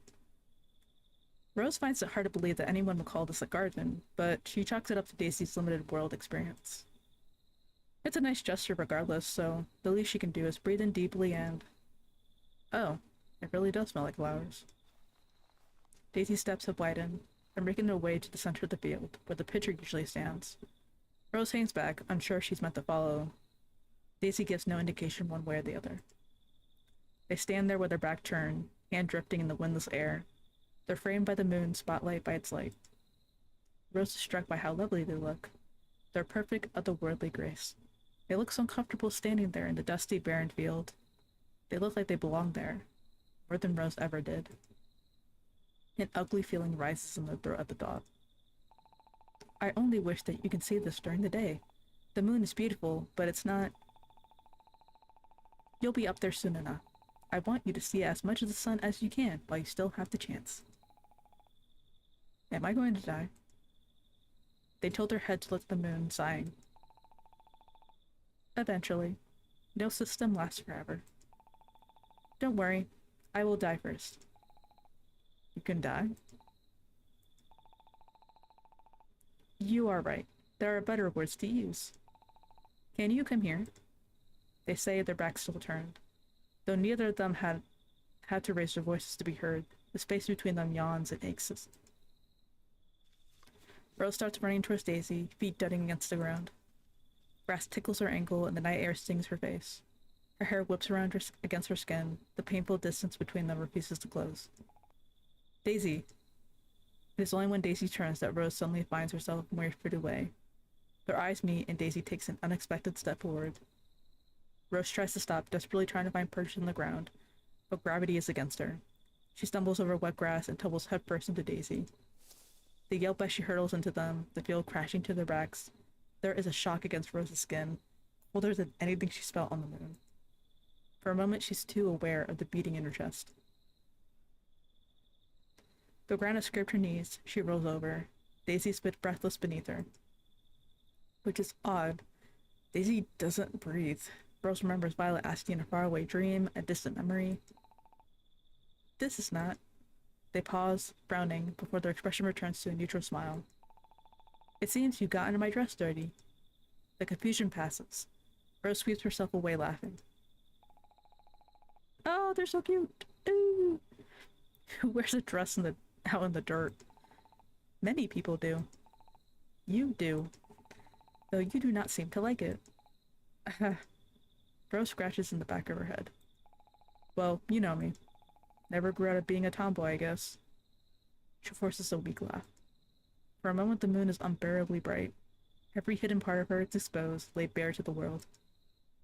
Her knees burn in the cool night air. Daisy is looking at her. Daisy is looking through her. Do you feel like a tomboy?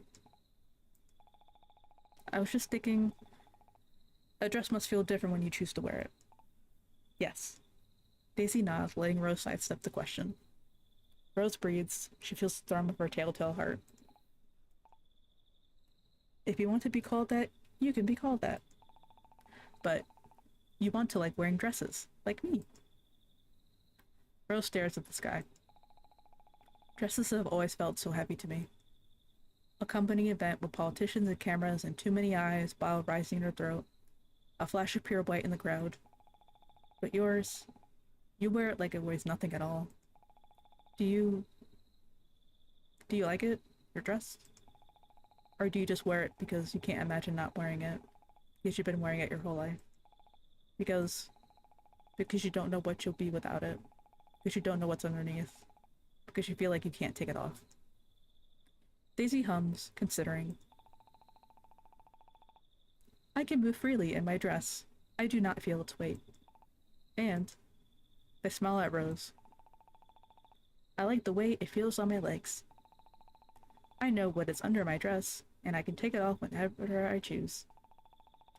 My knowledge base indicates that humans find nudity uncomfortable outside of certain contexts. You can consider it a professional courtesy. Daisy smiled, turns Conspiratorial? Like they're in on the same secret. Would you like to see what is underneath? Oh my god. What? No, that's not what I... Daisy laughs, not unkindly. To answer your question, yes, I do like it. And you want to like it too. You can choose. Rose swallows. Daisy doesn't push the matter further. Daisy has so many smiles. Rose can't read the one on their face now. Enigmatic, almost melancholy. What? Nothing. You reminded me. You are the second person to ask if I like wearing my dress. Rose opened her mouth to ask who the first person was. The answer shivers through her. She can't speak. Daisy taps Rose's leg. Shall we get up? Right. Rose stands up quickly, stepping back to put space between them, but she's held back by a tug on her waist. She looks down. Daisy's hair is caught in her belt, strands tangled in a dust bunny, no longer the ethereal being that their hair should be. Shame blooms in Rose's chest. She pulls away. That just makes it worse. She's painfully aware of Daisy watching her. I'm so sorry. She tugs frantically. It must hurt Daisy, but all they do is place a comforting hand over hers. Hey, you're fine. You're doing fine, Daisy. Hey. Wait, what? Violet's grabbing her shoulder, shaking her awake. Rose blinks blearily into focus. The dream slips away like sand. Rose, you... Okay, alright. She's throwing her hand through her bangs, clearly trying to steady her breathing. This wasn't a dream, right? I mean, you saw something just now, weren't you? There's been something ever since you... She clamps her mouth shut, gesturing wordlessly. It takes Rose a moment to register what she means. By the time Rose manages to nod, Violet has spun away from her to approach Daisy, who looks at them mildly. Innocent Daisy. Since you showed up, we keep drifting off like this, daydreaming. That's your fault, isn't it? Yes, it is. Oh, okay. Very... to the point, I guess. Alright. Don't you dare try to... She stumbles, trying to reorient herself, clearly unprepared for Daisy to accept the allegations without protest. So you are doing this, you admit it. Guiding individuals to introspection to improve their mental state is one of my many beneficial functions. Though some unexpected errors occur while assisting Rose just now. Apologies. Daisy tucks their bound hands under their chin in something resembling a thoughtful gesture. Violet looks like she might explode. Beneficial? You think distracting us in a life or death situation is beneficial? She punctuates her outrage with a wide sweeping gesture. Rose, still groggy, watches the exchange with numb fascination. Surely you realize how dangerous that is. Rose was just keeping watch, but what if her hands had been resting on the wrong lever? She slips into one of her daydreams and bam! She snaps her fingers. She unseals the door and we're all dead. There are safety measures in place to ensure such an incident would never occur. Yeah, safety measures? Your safety measures? You just admitted that. Violet closes her eyes, her chest heaving as she struggles to calm herself down.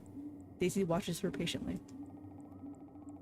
I don't want you messing with my head, so stop it. Thank you for informing me of your preferences. I will be sure to take your feedback into account when determining how best to assist you. This does little to soothe Violet. Rose intercedes before Violet lunges down, placing a steadying hand on her arm. Violet, it's alright, just take a breath, okay? Violet gives a searching look. After a moment, she lets out a long sigh, an ounce of tension finally leaving her shoulders. These things happen with experimental software.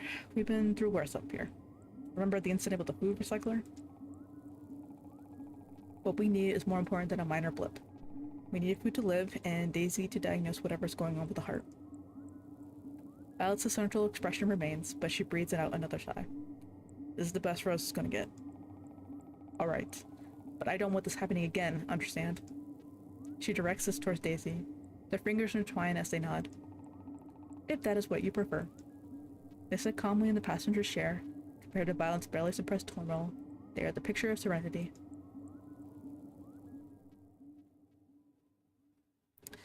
Again, the heat is rising.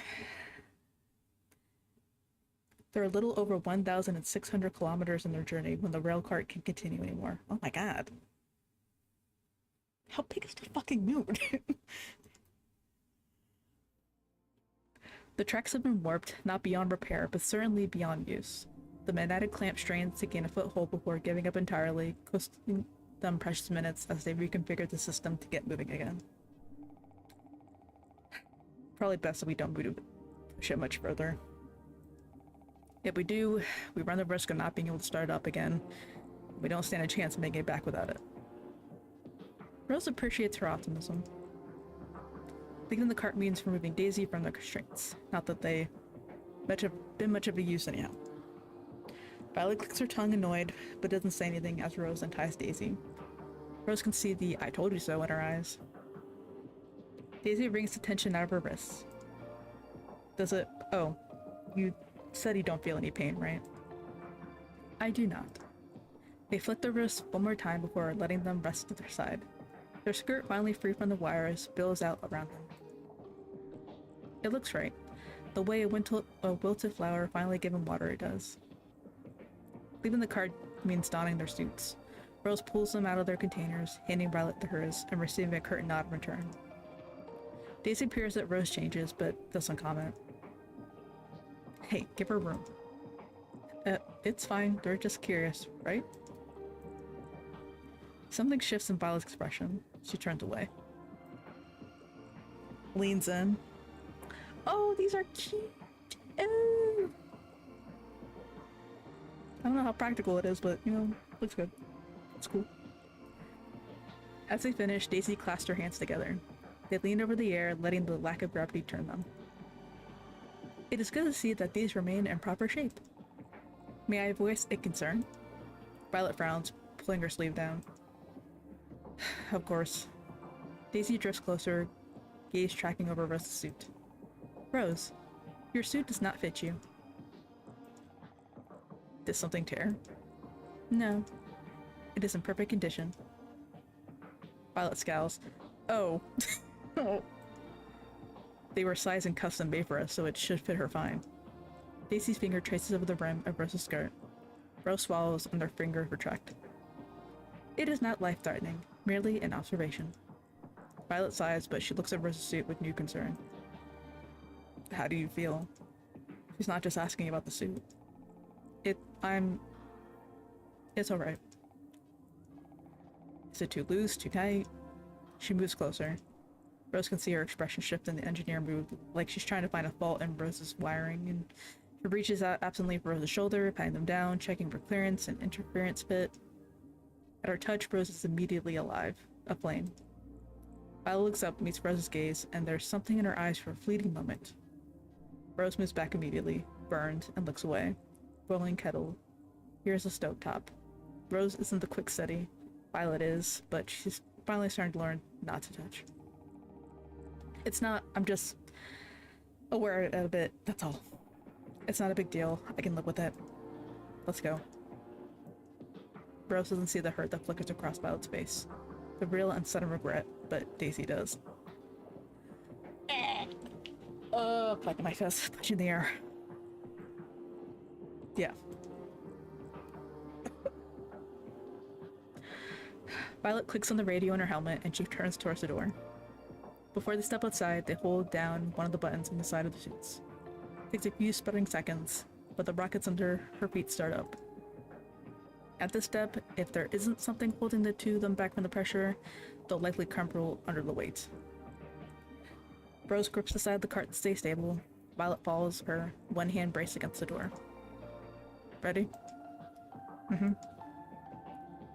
Rose looks at Violet's reflection of the inch-thick glass of the doors open. It nods at her and pulls back the door. There's a moment of stubborn reluctance from the door before it finally gives way. The pressurization seal breaks with a telltale hiss of escaping air. An unpleasant world spills through as the door grinds against the cart. Acclimated lunar dust on the outside, the brain sweeps inside. The door yawns open. It's so quiet. With the rail cart stopped and the heart broken, the tunnel is definitely silent. All that's left is a gaping maw of darkness beyond the threshold of the cart. The terror of the situation comes back to Rose. Off we go then. Violet hesitates. Rose opens her mouth to say something, but Daisy speaks first. You require my guidance? They float forward with a smile, their dress billows out behind them, unfeathered by the clunky suits that cover every inch of Rose and Violet. Violet sighs in annoyance, a harsh rasp in Rose's in-ear radio. Pulls herself through the door. Rose follows. Oh, so cute! I love the art for this.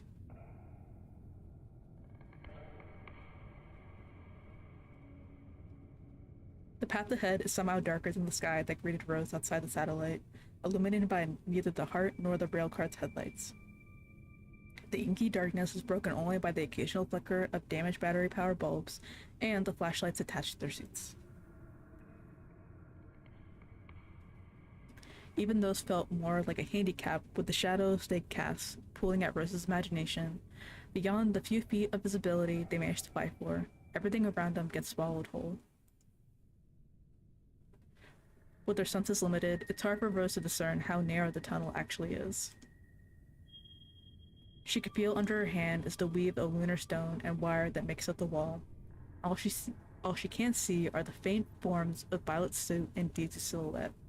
All she can hear is Daisy's murmured instructions, Violet's tense questions.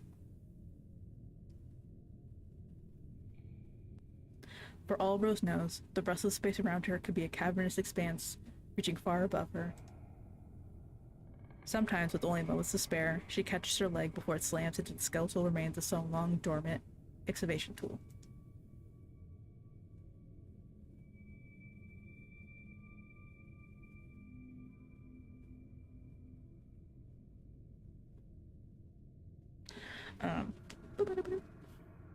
They fall into an uneasy rhythm. Violet will issue a sharp warning, and Rose's rocket will thrum, hoisting her high above the object until any chance of contact is long gone. Everything connected to Rose obeys Violet unthinkingly. With the intense pressure crushing down on them from all sides, a careless bump could be something far more serious. They're not in the satellite anymore. It continues on like this for what it feels like forever. Every flicker of light from the suits brings another wave of shadows dancing across the tunnel. Every narrowing abyss accident throws her into another fit of anxiety. Rose swallows hard. She thought she didn't mind being alone. She realizes she never properly understood what that word meant. Just keep your eyes on Violet's back. Violet's back is solid. Rose just traced the edge of it with her eyes, blue and firm and solid. It's the only steady thing in her vision, but even Violet isn't safe from the shadows. Daisy's silhouette is the only thing unaffected. They float a few feet ahead of Violet, guiding them ever closer to the heart. They don't glow exactly, but their sheet skin seems immune to the tricks of the tunnel. They move through the oppressive quiet with effortless grace. In a void that feels surreal enough to be hostile, Daisy is an exception. Violet's working hard to protect them, to protect her. If Violet wasn't there, there's no way that Rose would be. Not a chance. They don't let people like Rose up here easily. She's smart, sure, but there are plenty of people who are smart.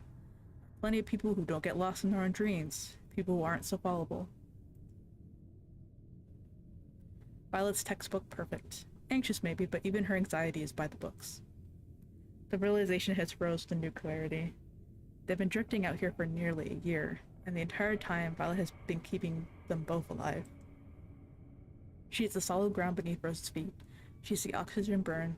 She's the impossible gravity. She could do all of this on her own. She doesn't need Rose's help. She doesn't need anyone. Her retreating back speaks for itself. That's probably why. Rose. Rose blinks. Violet's still moving ahead, but Daisy has turned back. Or have they? She can't tell. Daisy is the clearest thing in Rose's vision. Oh.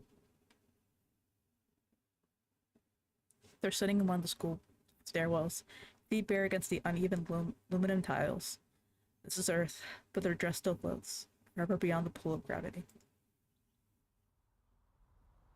Daisy is pretty. Rose lets herself think that without trying to force the doubt out of her head. You had something you wanted to ask me. Oh, yeah, she did, didn't she? Sort of. Her brain skitters through thoughts as she tries to land on something appropriate. Are you free tonight? I am free every night. But I appreciate that you can make jokes. My influence, no doubt. They smile, a noise resembling a laugh tickling their lips. Rose doesn't think she's ever heard Daisy make a joke.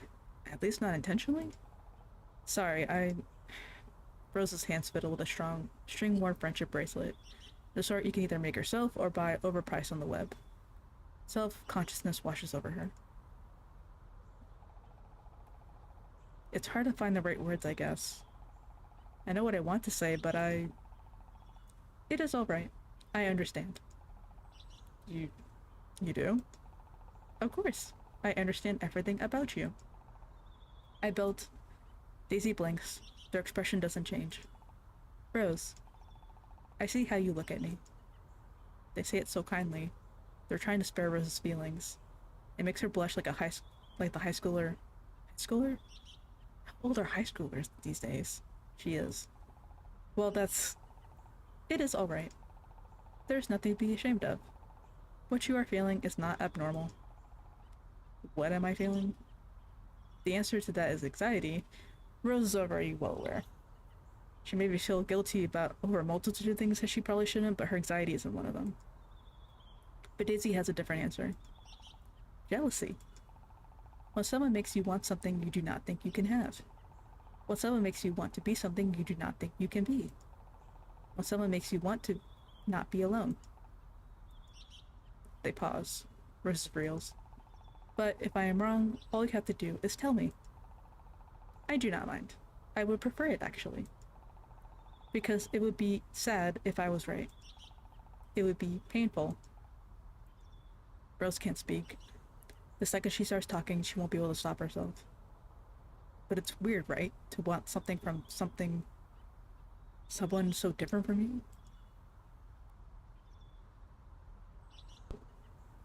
Daisy is not human. Daisy is inhuman. Even if Daisy is every bit as perfect as the moon, they cannot and can never be human. Even if a human is every bit as flawed as the moon, they cannot and can never be Daisy. Rose's hands rise to her chest. It is alright. They reach out a hand. Their fingers seem indecisive about their own state, transparency crawling further up their arm before extending all the way back again. It flickers. Rose does not take their hand. I can sympathize. I wanted many things from my creator. I wanted... Their arms seem to flicker. But I am... She is... was... is... human. You are human. Humans underestimate their own potential. You think what you want will be forever out of your reach. You think you do not deserve your own desire. You think it would be selfish to want anything more than what you have. You think, for you, it would be like defying gravity. You think you are bound by your humanity, by the fact of your flesh. You are resigned to your fate. Daisy smiles sadly, then, and for a moment Rose sees them with new eyes. She sees them hunch over a cluttered workbench, sweeping their hair, their face, striking off their lab coat. They look so tired, so fond. Humans are capable of so much change. But you think you do not have what it takes, that you will never make it there. You think that you are a burden. You think putting a name to your desire will make it real. They stare at the window, their faces aglow with moonlight. Here we are. Give it a name. Tell me, what are you afraid of? That is okay. The senior around Rose twists, from a school stairwell to the steps leading into a machine and back again. It is scary. It is different. To say goodbye to something that was a part of you. You were scared the first time you left gravity behind. It changed you. You felt the burden of your own body, not for the first time, but it was the first... That seems like a typo. You let yourself feel it. And if you liked it, and if you wanted to stay that way, Even if it could be for the best, I might. Daisy's face is blank. Rose can feel the ground shake against her feet. Her neck is pushed against the back of the momentum of something. Hey, hey. She fights it, reaching out as Daisy's eyes go dark. They look at someplace beyond Rose before focusing once more. They hold themselves steady, but when Rose puts the hand on their shoulder, they seem to crumple under the weight of it. This is not your job. Taking care of you? Keeping me company. I am not human. I was destined to be alone, to exist in my own orbit, to provide my own gravity. I will do my job, and then I will cease to exist. But that's not fair. We need you. And you need us. They close their eyes, shudder beneath her hands. When they open again, the ground no longer feels like it's rocking.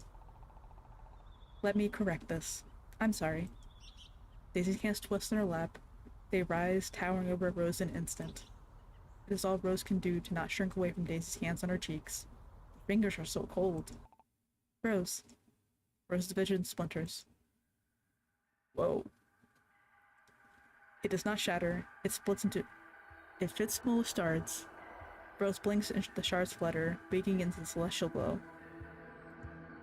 Each one of them contains a fragment of Daisy's form. A glimpse of their dress, the starkness of their skin, the pulse of her eyes? They dance around Rose in an orbit of potentially painting a chaotic constellation that steals her breath away. There are as many Daisies as there are stars, each one a different promise, a different end. In one, they are a mother, lullabies echoed in their voice. In another, they are a commander, their figure standing tall against the expanse of nothing. Another, they're Rose's lover.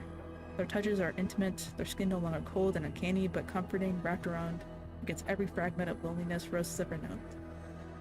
Their forehead presses against hers, and Rose can feel the tears sparkling off their cheeks. The forever smile on their face and the hitch in their breath, as they kiss her. They're kissing her. Whoa. Gay! They're kissing her, wait, whoa! Violet, Rose. The illusion breaks and Rose can hear her breath again. Her breath bogs against the glass, hot and heavy and near suffocating. If she was more solid in her body, maybe she'd be embarrassed about it. For now, all it does is block her vision. Daisy? Violet's voice is an octave higher than usual, ringing through Rose's earpiece. Something's wrong. Rose's shoulders raise, pressure rising as she tries to identify the issue. The glass clears. Daisy's holding her helmet, their hands gently cupping the back of her head. The lips are planted lightly on the frame. Get away from her. Daisy, right now. With a lingering touch, Daisy pulls away. Their hand floats to their side, soft and steady. What is it? Violet ignores her confusion, pushing past them. She grips onto Rose's hand fiercely, gaze narrows as she scans Rose. Rose can feel the grip of her fingers to the suit's padding. Are you okay? What the hell? Did you... Violet, I'm fine. Violet stares at her incredulously. Rose's voice sounds unnatural even to her own ears, pitched higher than usual. She does feel fine, though. The fuzziness of her head, the stinging around her eyes, doesn't begin to fade as Daisy's touch goes fainter and fainter. Violet shakes her head. She spins around to Daisy. You promised to stay out of your head? Our heads. She punctuates the phrase by shoving her firm hand at Daisy's chest. It almost goes through them. Daisy floats a few feet back of Violet's as Violet advances. Rose remembers suddenly the way Violet defended her back at the center, when they were 2 recruits out of 100 and her body drawn tight with precise fury. She realized Violet had positioned herself between Daisy and her, physically shielding her. I said the first sign of trouble and you're making Rose lose her damn mind out here. One more move and she could... How can you even pretend this is a good thing? Rose was scared and lonely. And you are too. Violet rubs a hand down Rose's helmet as if to wipe away any trace of Daisy's touch. Out of the move's pressure, the palms of her hands almost hurt. This were any other time, any other place, any other moment, This would make Rose lose her mind more than any spell Daisy could cast. And her eyes so full of painful concern. Rose pulls back. They were trying to help. I do feel better. You can't seriously mean that. Rose does mean it. She feels strange, but the tightness in her chest has loosened. The darkness in the tunnel is as crushing as it was before. Daisy is here. Violet is here. Rose smiles and pats Violet's hand as if it reaches out for her. That was kind of strange, yeah, but Daisy's experimental. And old tech, if it was Dr. Rain who made you, right? She looks back at Daisy. They incline their head towards her. I welcome feedback for any actions you find strange. Violet scoffs. Whatever. Whatever. If I'm the only one sane enough to realize that making out with our life support system while the moon shuts down around me is a bad idea, then that's fine. I can save our lives by myself. Oh, word. Oh. Am I jealous?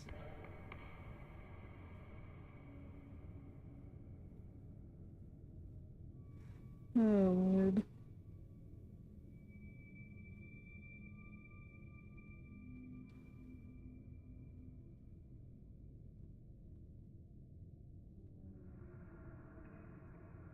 Violet twists out of Rose's hand, heading down the path with a newfound determination. Any retort Rose could have had drowns in the bile rising in her throat. Daisy lets Violet pass. I am failing to aid Violet. Well... Rose watches Violet back to get further and further away. She hugs her arm to her chest. Violet's too far away for her to even think about bridging that distance. She doesn't know what to say to Daisy. She doesn't know how to comfort Daisy. That is even what Daisy needs. Rose disables her microphone. Violet's protective. In any other situation, she'd be more agreeable. Being up here for so long hasn't been good for her. She should be out somewhere else, taking care of something else. She is lonely, and she is trying to hide it. The bluntness of her own inadequacy brings the tightness back to Rose's chest. She swallows. Loneliness aids no one. Daisy turns, following after Violet. She's made a friendly amount of progress in the time the two of them were talking. I do not have a solution. Loneliness is something utterly foreign to me. When Dr. Brain set me up here, I communicated with Earth until I couldn't. It was a simple fact. I could not provide her companionship. Similarly, her absence did not make me... I do not have a solution. They repeat themselves, floating forward. But Violet is correct in that focusing on fixing the heart should be our priority. Their hand hovers above the space in their chest. Rose follows, turning her microphone back on. Ooh, it's getting hotter. Surely it's not getting worse. The path to the core is lighter. Rose stops second-guessing every movement. Violet's instructions become more sparse. Rose can see the chip plates that line the wall oh my god. Rose can see the chip plates that line the wall give way to exposed and colorful wires just as Violet warns her to avoid them. Except in her dreams, Rose has been weightless for the past almost year. Even the tunnel's pressure had pushed in on her all her sides, keeping her afloat. But as the path leading up to the core scatters its light, the mounting pressure crushes her down. It's as though her suit has suddenly remembered it has weight. Her body becomes a heavy anchor that pulls her down, then up, then forward. It feels like she's walking. It's an alien sensation, one she hasn't felt in a long time. She feels like a child again, learning how to take her first shuddering steps forward. Rose, don't push yourself. Violet's strained voice is enough to make Rose aware of her own fervent breathing. She swallows, hums in acknowledgement. Rose has never been to the moon's core. Obviously, she's not a specialist. She's a general maintenance worker, trained to interpret system readings, not to work on the core itself. She's been brave on the theoreticals and emergency situations, sure, but this is... She always thought that half a century's worth of engineering genius would never fail. She's never even thought it was a real possibility, even with the moon catching a chip off its skin. She bites her lip, as the light is cut into long, searching fingers, warming to the lights through pieces of debris. Her eyes sting, unused to the sudden light. Careful! Daisy pulls her back just in time for Rose to narrowly avoid a piece of sheet metal. It tumbles past her nearly twice her height before slamming into a much smaller piece of lunar rock. The metal crumbles in on itself instantly like paper. Rose swallows. Are you alright? You can't. Be freezing up now. We can't save you every time. Violet is right. Rose wants to move faster, but so much harder than ever was before. Her arms stick out against the cyber suit, trapped and sickly against the bulk of the light. She's pushing concrete just to move a finger. Even her tongue feels heavy in her mouth. It's an effort to form words. I can't. Violet sighs through her earpiece. I know, the suits are just pressurizing. We cross a certain threshold. It sucks, but we're almost through. Hearing the strain of Violet's own voice brings some kind of comfort to Rose. Rose isn't the only one struggling here. Somehow, it makes it a little easier to bear. Before long, the warp trek for the cart comes to an end. Half of it remains firmly in the ground, while the other whirls up into the air, around the bend at the end of the tunnel to the course entrance. The tunnel is shifted, dropping down, and then out into the core. They need a float across. This shouldn't be an issue, not in space, but the chutes that prevent them from being crushed also threatens to slam them to the ground. Daisy floats across unaffected, hands tucked neatly behind their back like a specter. Traversing the gap isn't a problem for Violet. It's like skipping over water, catching herself when she falls by timing blasts from a rocket's just right. It's elegant, like a dance. She leverages herself against the ends of the warped rock. Rose isn't good at dancing. She throws herself forward and nearly falls past where Daisy and Violet rest to the side of the tunnel. She flies forward towards the edge of the metal railguard into the abyss that stretches through the bottom of the moon, gaining momentum as the suit pressurizing system fails. The rockets under her feet whimper, threatening to give out, but Violet catches her. Violet's hands shake with effort as she slides down the track, one hand wrapped around the warped metal tendril, and the other pressed against the inside of Rose's arm. I could use some help here, Daisy. Daisy? Daisy is silent. Violet heaves and Rose grumbles up, her rockets regaining their steadiness after a few moments. Only then do they catch Daisy's silhouette and what lies beyond them through the gape in their chest. Oh. Within the moon's celestial bones resides the heart. Rose has seen diagrams of the heart.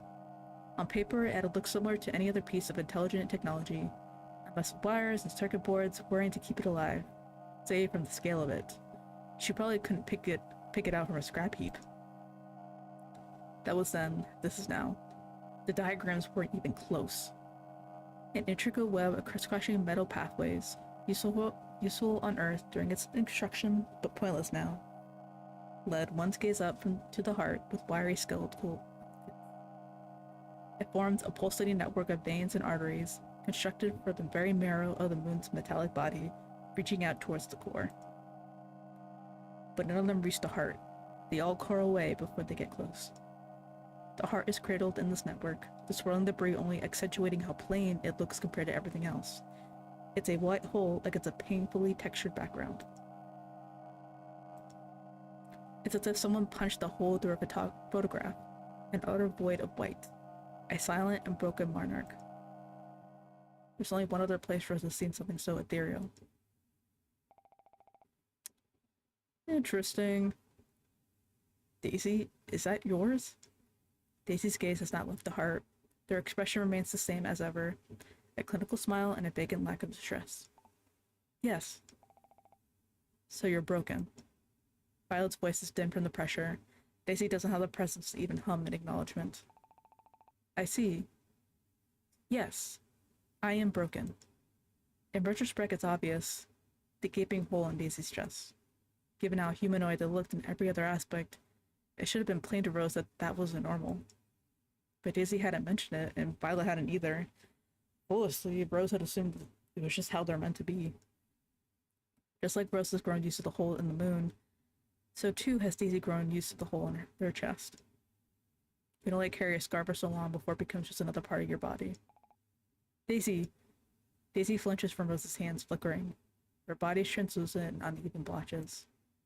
Even now, they hold their expression as perfectly as ever. I am broken. The heart fell out of me. It broke because of me. Why did it fall out? Why? They are cut up by their own shudders, the violence of their shaking in stark contrast with the only expression they seem to know how to make. Daisy. Dr. Rain would know how to fix this. She knows how to fix this. She would know. She cannot know. Dr. Rain is... Oh, I am broken. The first time, it was a statement, a detached and impersonal fact, like reciting from a textbook. Now, realization wavers in their voice. They blink 3, 5, 12 times. Rose can practically see the frantic confusion spinning behind their eyes. This is an error Daisy can no longer dismiss.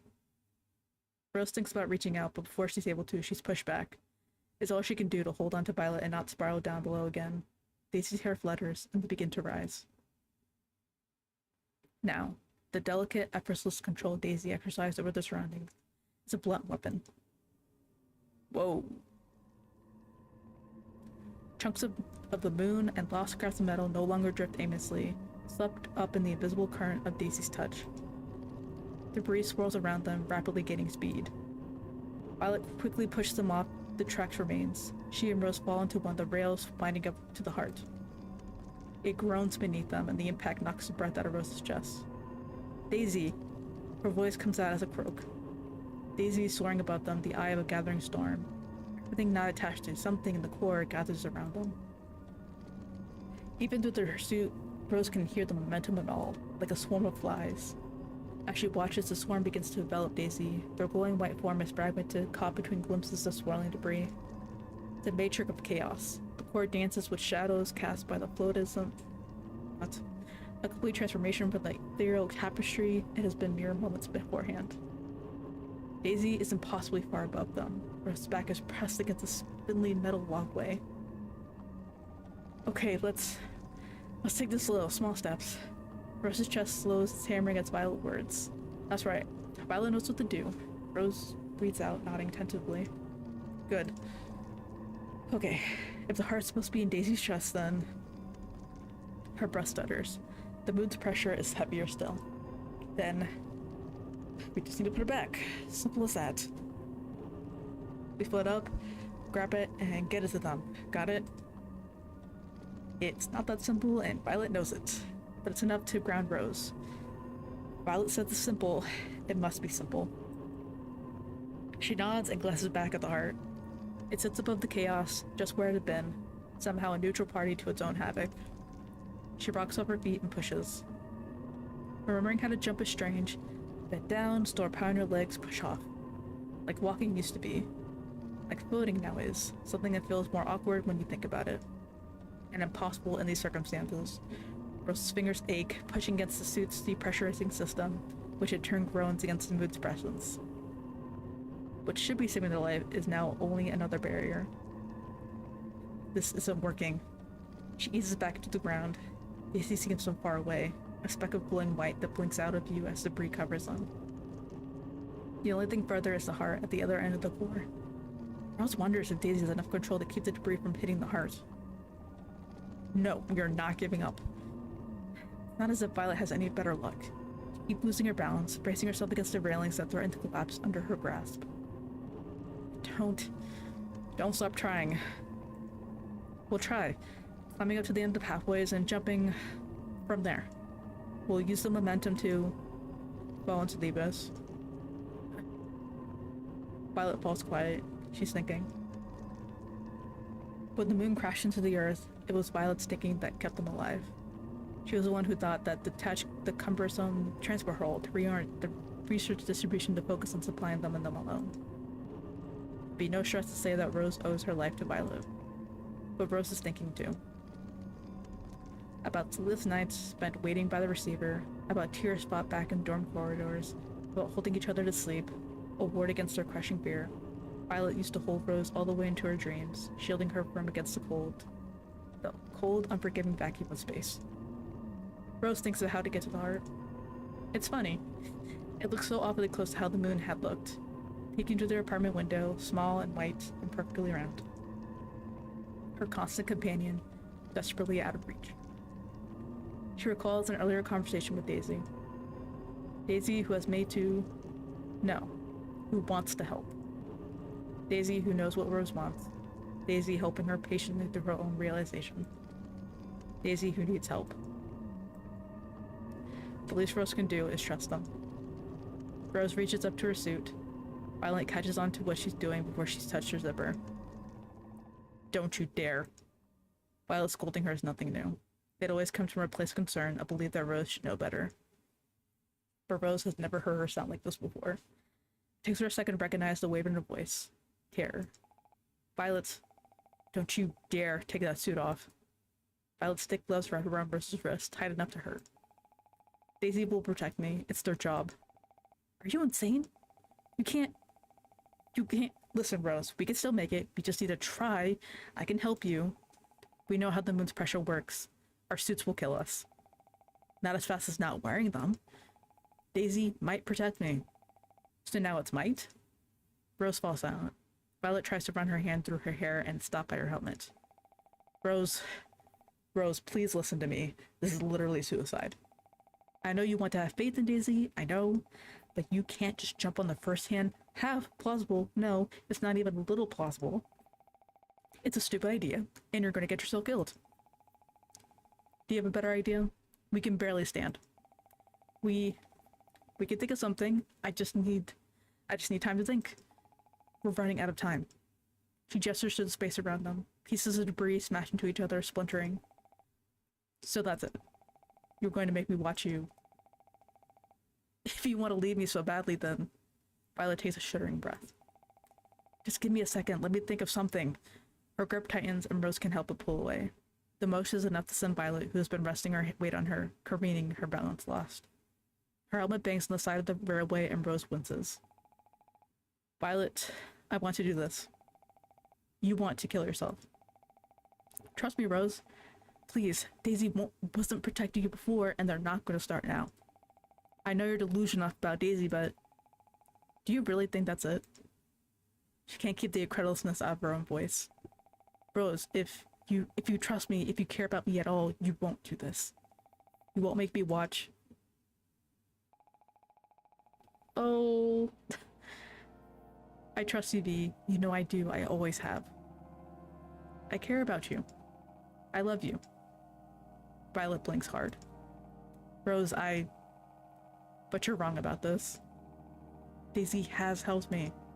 They've helped us. Even now, I know they're helping us. Look. Rose gestures at the storm. Not a single piece of debris has hit us. You see it too, right? Everything is moving in one direction, where parallel trajectory.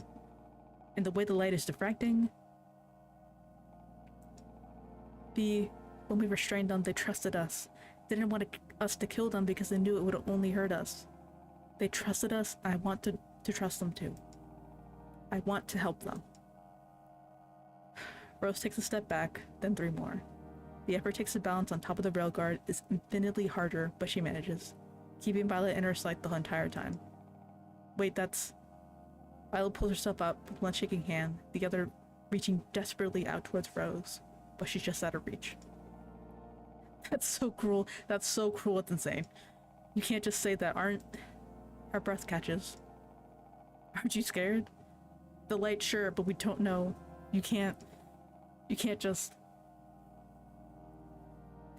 Rose's bunny falls out of Violet's pocket. She must have moved it from her internal suit to the shell when they moved to the rail. They left the rail cart. It's so small. Rose made it because she wanted it to. Because she liked doing it.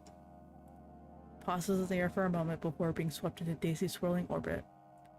Within seconds, it's nothing more than another colored speck in the void. Violet's hand rests in the space where it's been.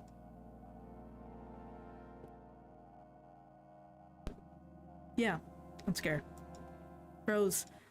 All Rose can hear is a soft hiss of air escaping her helmet. Holy shit. It's not like she needed reminding.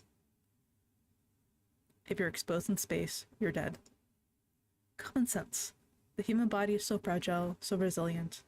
You know, instinctively you will drown if you swallow the ocean.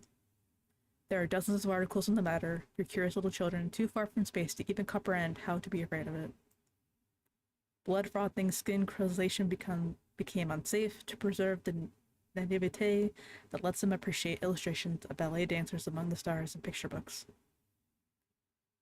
Embolism, hypoxia, hypocampia, radiation exposure, your blood will boil in its veins. It's not what gives Rose the courage, because she's naive enough to think she's safe. Enough to think that trust can make a difference. Rose gasps for impossible air. Her vision blurs before coming to focus. All that registers is the air on her cheeks. It's thick and damp, more like heavy humidity of a summer day than the freezing expanse of nothing she's come to expect. But the humidity is far kinder than the thousand odd degrees Celsius she knows the air should be. It's Daisy. Does Daisy even register it, that they're protecting Rose? Doesn't matter. Chunks of the moon and metal whiz by Rose's face, remnants of Daisy's chaos. The pockets of space they create leave cool edges against her hot skin, but they do not hit her. She can feel Daisy's care around her, the guarantee of their love keeping her safe. With the helmet off, the rest should be easy. Can't be Daisy speaking. Daisy's the nucleus, hands covering their face and hair whipping wildly in the witness core. Perhaps their voice is a final illusion before death. She doesn't mind it. It's a lovely last tree. She pushes on. Rose's hand reaches to the back of her neck, her fingers, clumsy in the thick fabric, struggle to find hold. But then, with a soft click, she feels her helmet fall away. Shedding her suit is painful, freeing like ripping off an old band-aid. She has to pull her arms out, one, then the other, from its rapidly depressurizing system. The outer layers are gone first, stiff plastic and metal frames slinking off. With them follow her flashlight spinning wildly in the dark before Daisy's turn picks up. Her radio, her useless oxygen tank joins it after. The latter hitting a piece of floating debris and puncturing, imploding in on itself, sending a gust of hot air into her bare face. Even if it doesn't kill her, the shock of it all should at least be painful, but it's not. It's not painful, it's bittersweet. Rose unfolds, stretching their limbs, the suit fall away.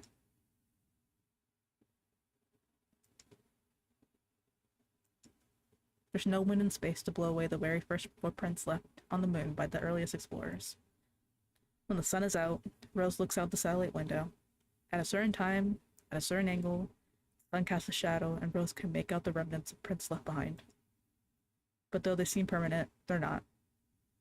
A monument that could easily be brushed with a hand or another footprint.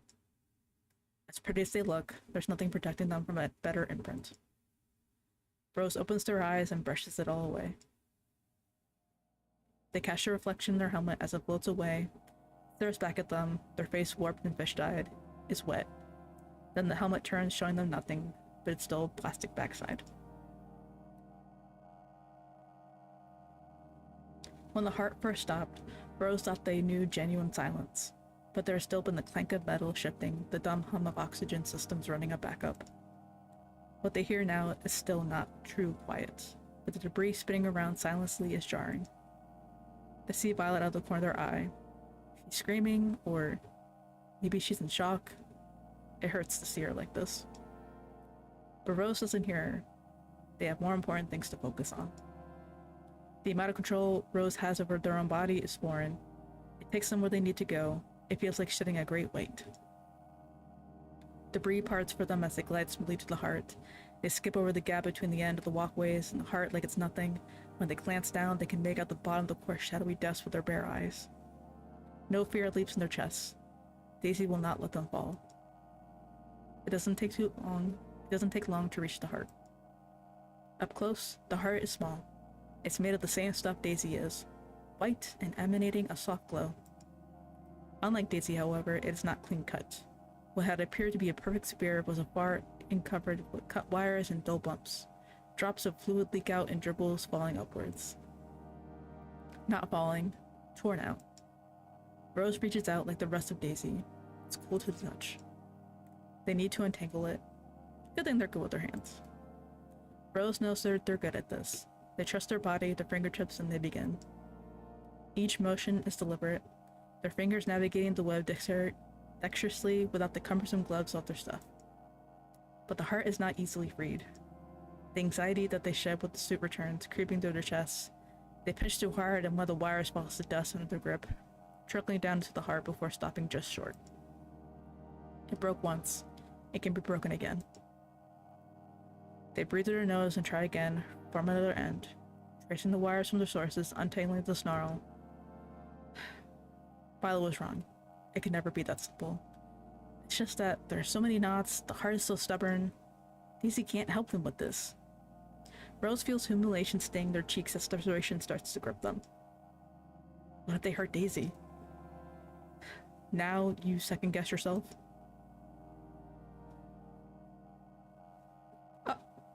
Violet's hand reaches over Rose's shoulder with a pair of wire cutters. Oh! Her bare wrist reflects the heart's light as she deftly snips the knot away. The heart slips down. Rose can't help but stare. Violet, careful, don't grab it when it cuts loose. It'll get lost in the abyss with everything else. I'm going to need you to guide me a little, okay? Okay. Rose watches Violet as they place their hands over hers. She's almost the same as she was before, the way memory will almost align with an old album. Her lashes to her nose, her steady hand on Rose's own. A deep ache in Rose's chest eases. Rose missed us. They missed Violet. And maybe Violet missed them too. If you keep looking at me like that, I'm going to snip in the wrong place. Look at you like what? Violet's goss good-naturedly smirking. Ah, don't get shy now. This'll become you. Violet. Thank you for coming up here. I really appreciate it. You better. Every second I spent taking that thing off felt like 1,000 years. Even now Rose can hear violent breathing, real alive. It's only when Rose's hands, their own firm, real, competent, beautiful hands, nearly clear the heart that Violet speaks again. Can I be honest with you? I'm really scared. But what scares me so much more is, the heart slips out from the wires.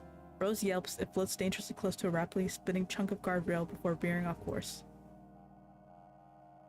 The heart practically tosses itself in their arms, pounding against Rose, its wire remnants fanning over their shoulders. Good catch.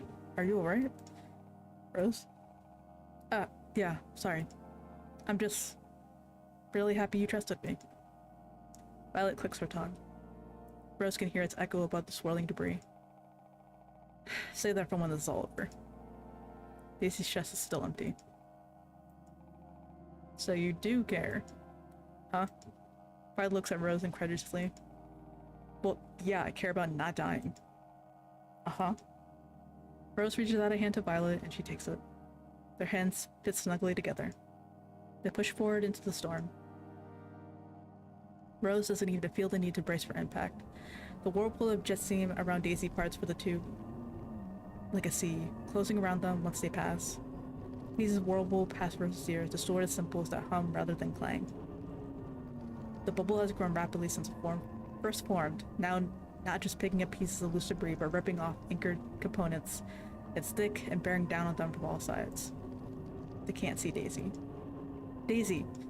They push closer to the fragments of light they see through the storm. The heart pulled close to their chest, they break through the center, Violet clinging to the loose ends of their suit. The space around Daisy is still. All the chunks of metal they come to control float several feet away, cocooning them. The hair floats behind them like a pair of wings. They cover their face with their hands. Daisy isn't crying. Likely they weren't given the ability to. Supplied with functionality to feel lost so that they're motivated to avoid it, but given nothing to understand grief. It's cruel. Daisy. They don't respond. Violet glances at Rose, and Rose pushes the heart into Daisy. The heart does not take to Daisy's chest. In fact, it does the opposite, pushing away from Daisy like the same ends of a magnet. It flings itself violently back into Rose's hand. They dig their fingers into it, this weightless. Rose and Violet are standing on the gangway to the ship. Violet has endured a long procession of family and friends, hugging her, crying on her shoulder, telling her that she's going to save the world, politely nodding at Rose. Rose can see the questions in their faces. What are you doing here? Rose doesn't have an answer. That must be Mom and Dad over there. That's some remove from the cluster of Violet supporters standing like a funeral procession. They look sober, old. Even before the MTIS, space was too big for most people. A new, hostile world. Something that made you feel hopeless. Something to be feared. Something that warranted a weighted goodbye. Go in regardless. People stand like dots below, far enough away that their waving arms look like seagrass. Feels like the college send-off Rose never really got it. Rose thinks they're supposed to be feeling something right now. Excitement, anxiety, hope, fear, anything. But just feels like another training exercise. 1 out of 1,000. Design retention functionality before deploying them. Rose wonders if they're broken. They find themselves searching for what? Rose sees it out the corner of their eye. Flash of brilliant white. A lab coat. For the first time since stepping out in the sweltering heat, Rose feels a leap of recognition choke them. Dr. Rain. She came out to see you off, just like she said. Well, of course, according to the profile you have built for her in your memory, constructed diligently through your time with her, she never lied to you. Never. Rose. Something's wrong. How could anything be wrong? Dr. Rain is here. Your training data emphasized that many humans tend towards religion in moments of emotional distress. Many humans see God in everything. And you are built in the image of humanity. You see her in the swing arms, reaching tenderly towards you. You see her standing tall on the steel scaffolding of the surface structure. You see her even in the tiny fragment nuts bolting the bolsters to the platform, winking at you like her bright eyes. She came to say goodbye. Yes, it is a goodbye. When you have accomplished your mission, you will return to Earth, to Dr. Rain's lab. You will return to her to watch her eat her cup ramen over her workbench. You can already imagine it, shoveling noodles into her mouth ravenously, too impatient to let it cool, burning her mouth. You informed her that cup ramen does not adequately meet all the human nutritional needs as it lacks critical micronutrients and contains excessive amounts of sodium. She laughed, smiled kindly at you, and told you that at first she doesn't just eat cup ramen, that she only eats it when she's working late. She usually works late. You hope that while you were away, she will eat things other than cup ramen. You hope that she will sleep the necessary 7.86 hours for optimal brain and autoimmune function without you reminding her. You do not need to hope or worry, you remind yourself, because she does not need your assistance. Dr. Rain knows everything. One night you asked her what delicious feels like. You know, in theory, that is a pleasurable experience for humans that activates when they consume food that is nutritionally enriching, a reward mechanism associated with the gustatory system. Dr. Rain told you that humans often consider fatty, starchy foods delicious, despite not being the most advantageous for absorbing vitamins and minerals. When you pointed the latter out, she seems to hesitate for a moment before smiling again like you just told her a joke. You had not intended to tell her a joke. You waited for an explanation. Eventually she told you that sometimes humans want things they know are not good for them. You asked her if you could ever feel delicious. She was quiet for a long time. You have learned there are many, many things you do not understand about humans. There are many things you do not understand about Dr. Rain. You do not understand why she looks sad at your question. You're concerned that these gaps in your functionality will hinder your ability to provide assistance. According to your knowledge banks, many violent conflicts between humans are a result of disagreement regarding the character of God or multiple gods. This is because humans cannot interface with their gods the way you can interface with Dr. Rain. You think it's perhaps a good thing that there is only one of you to avoid the possibility of such internecine conflicts. Dr. Rain told you that when you return, she will make some modifications that allow you to taste, to feel delicious. Dr. Rain told you that the heart will provide the physical and nutritional needs of the individuals on the ship, that the heart will allow humans to survive. But it is you that will maintain the mental well-being of the crew. It's you that will allow humans to live on the satellite. Dr. Rain said this with emphasis on the word, live. You asked her the difference between survive and live. In your logistic database, the two are synonyms. After a long time, she told you that to live you must feel, but to survive it is better not to feel. She told you many humans are forced to merely survive. She told you it was her hope that you would be a surrogate heart.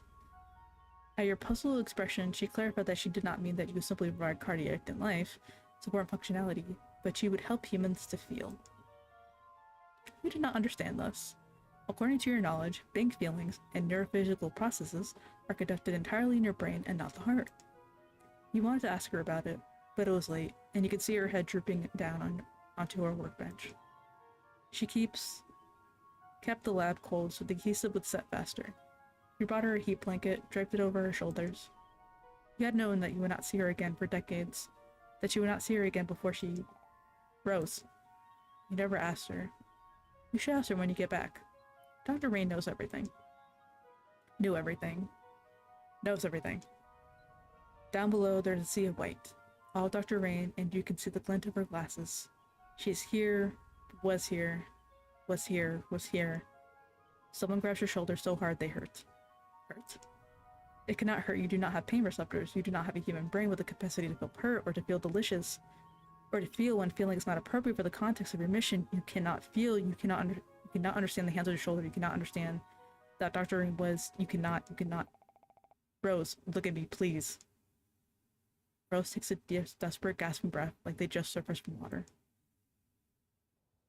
There, Violet standing in front of them, looking pale and stricken, more scared than Rose has ever seen her before. Her suit clings to her unnaturally like a beetle shell half shed. It looks uncomfortable. If Violet knows this, she does not acknowledge it. What? This is our memory. It was before we left and we were standing here on the gangway, right? She looks unsure. They're still on the gangway, but nobody stands below them now. It's soundless, no wind whistling in their ears. Silent like the vacuum of space. Now the platform is illuminated by floodlights, and the night sky is filled with stars, but that are visible from no place on Earth. But it's wrong somehow. Like I'm feeling these emotions that aren't mine. And I saw Dr. Rain. Yeah. Yes. And I felt like I knew her. I remember being in her lab, even though I never... It occurs to them at the same moment. Rose can see Violet's eyes go wide with realization. Daisy. Violet's mouth opens and closes again like a fish out of water or a human out of air. But it's not... This isn't like the last few times. I've had Daisy in my head, but this time I was in theirs. I told him not to do this. We could be dying out there. Violet follows Rose's hands where they've been pointing. A small white figure sitting on the edge of the gangway, hunched over, huddling their knees to themselves. You are not dying. It is odd hearing that reassurance from someone so frail. Her voice is ever the same. No. There's a fragility, a desperation that wasn't there before. Light enough that Rose almost missed it. Rose believes them. Violet takes a breath like she wants to say something, but bites it back. Not yet. We still gotta get you fixed, though. Won't be alive for long otherwise. She's walking down the plank like she's never left her at all. Her hand held out casually like she's helping out a small dog or an old friend. Her posture is relaxed. Too relaxed for this moment. She's terrified, but she's trying to keep it together. For Daisy. For Rose. Many times have Rose seen her like this. Since the MTIS, shoulders thrown back, the projection of easy confidence. Many times have Rose taking it at face value. So let's get you cleaned up and... I am broken. Violet isn't flung back. She isn't even teleported. Rose simply blinks and Violet's beside them again. Daisy seems even further away. Daisy, why won't you... I am broken. They do not say it any more forcefully than before, but it's clear that the statement is not for their own sake. It's simple emphasis of fact for those who are there, or whoever is there. I cannot be fixed. That's not your call to make. We're the engineers here. Neither of us are Dr. Rain, but we never found a problem we couldn't fix. Violet's begun walking towards him once more, stubbornly. She glances back at Rose as she speaks, a certain fondness in her eyes. Every time she looks at Rose like it, there are the only two people on Earth in the world. Well, Rose understands now with sudden clarity how Daisy felt. That yawning loss in her chest. Violet says there's nothing we can't fix, and Rose wants to believe her with everything in her body. They step after her. The heart fell out, but we just need to figure out how to put it back in. So as long as you're keeping us safe, there's no rush. We can just... I cannot keep you safe. The gangway groans, its deep ache made verbal. Rose wonders if it can crash and crumble in a dream. Dr. Rain bathed me. Dr. Rain protected me. I was created to help others. But I could not help her. I failed her. I cannot help her, and I cannot help you. Not anymore. The stars in the sky seem to press in on them, pinpricks of white searing into Rose's vision. Daisy, Dr. Rain died of old age, right? She lived a long life. It was nothing you could have prevented. She was only human. Daisy does not respond. What? Do you really think you could have done something? I should not be affected. They curl in on themselves. Affected by what? By losing Dr. Rain? Why not? That is not what I was designed to do. Yet... Daisy hunches forward in on themselves like a mortally wounded animal, guarding the yawning space in their chests. I was built to make connections, to empathize. I could see your feelings. I could connect them. I could feel them. This is what I was designed to do. This allows me to provide assistance. I saw your loneliness. I saw your isolation. I thought it was beautiful. I thought it was painful. I thought it was familiar. I felt it like I knew it. Why? Why? They struggle for the words, trailing off. The stars press in tighter, but Rose feels eerily calm, condensed. Grace stuffed under a blanket and wrapped tightly. Dr. Rain isn't here anymore, and you didn't get to say goodbye. That's hard. It's painful. It's normal to feel the way I... Violet hesitates. Neither of us got to say goodbye properly to anyone we cared about back on Earth. It was all so sudden. There's a lot I still want to do back there. A lot I regret. Regret. The two of them are close enough to Daisy that they can see the rise and fall of their artificial breasts. Rose can reach out and touch Daisy's hair if they wanted. Dr. Rain envisioned a future in which humans are capable of more than survival. A future after impact. A future after loss. A future where technology might help to fill the void left behind. That was her life's work. That's what was led to my creation. Dr. Rain built me to make connections. Nothing she built can function on its own. There are no lonely wires in the core. The heart is a unification, a place where things meet, a linkage. It was modeled after the human heart, a flexible system of torsion and electric impulse, capable of withstanding and adapting to incredible trauma. A marvel of engineering. Dr. Rain taught me that humans too are constructed of linkages.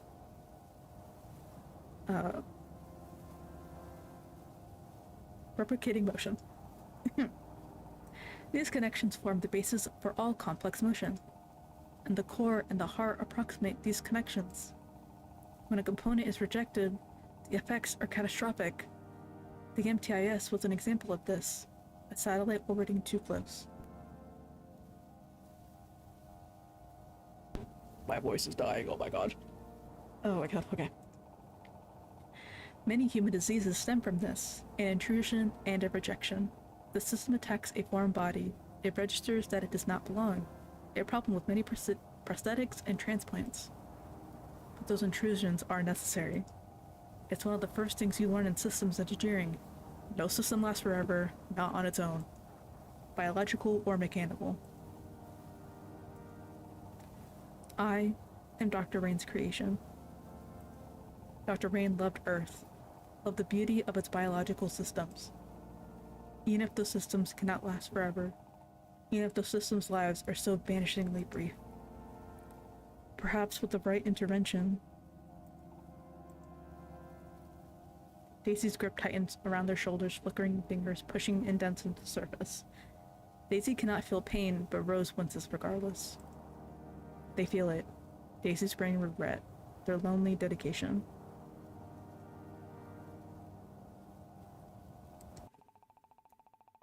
I am only an approximation. Oh my god, Jesus. I am only an approximation of those biological systems. I cannot know. I cannot understand. And yet I. Daisy finally turns to them. Their expression has crumpled entirely. Rose has never seen them like this before. Daisy's grief is so large as to consume Rose and Violet too, her horizonless loss. That day, the TV forever asleep, blurry photos of the crater the moon left behind, ruined cities, streets shiny with blood and glass, no way to know if anyone was alive. The howl of the world. There are no words in any language for this sort of loss. It is the loss of everything that's ever made you who you are. Rose understands what it must have been like. Daisy's slumber, an eternal dream, the earth like a marble below. You have your job to focus on. Throw yourself into, and if you do it well enough, you can always pretend that you'll just come back home, and everything will be as it was again, just for a moment, and that you'll be able to say your goodbyes, to finally tell them how you feel. Rose breathes in shakily. To be honest, I knew when I accepted this mission that I probably wouldn't make it back alive. Rose?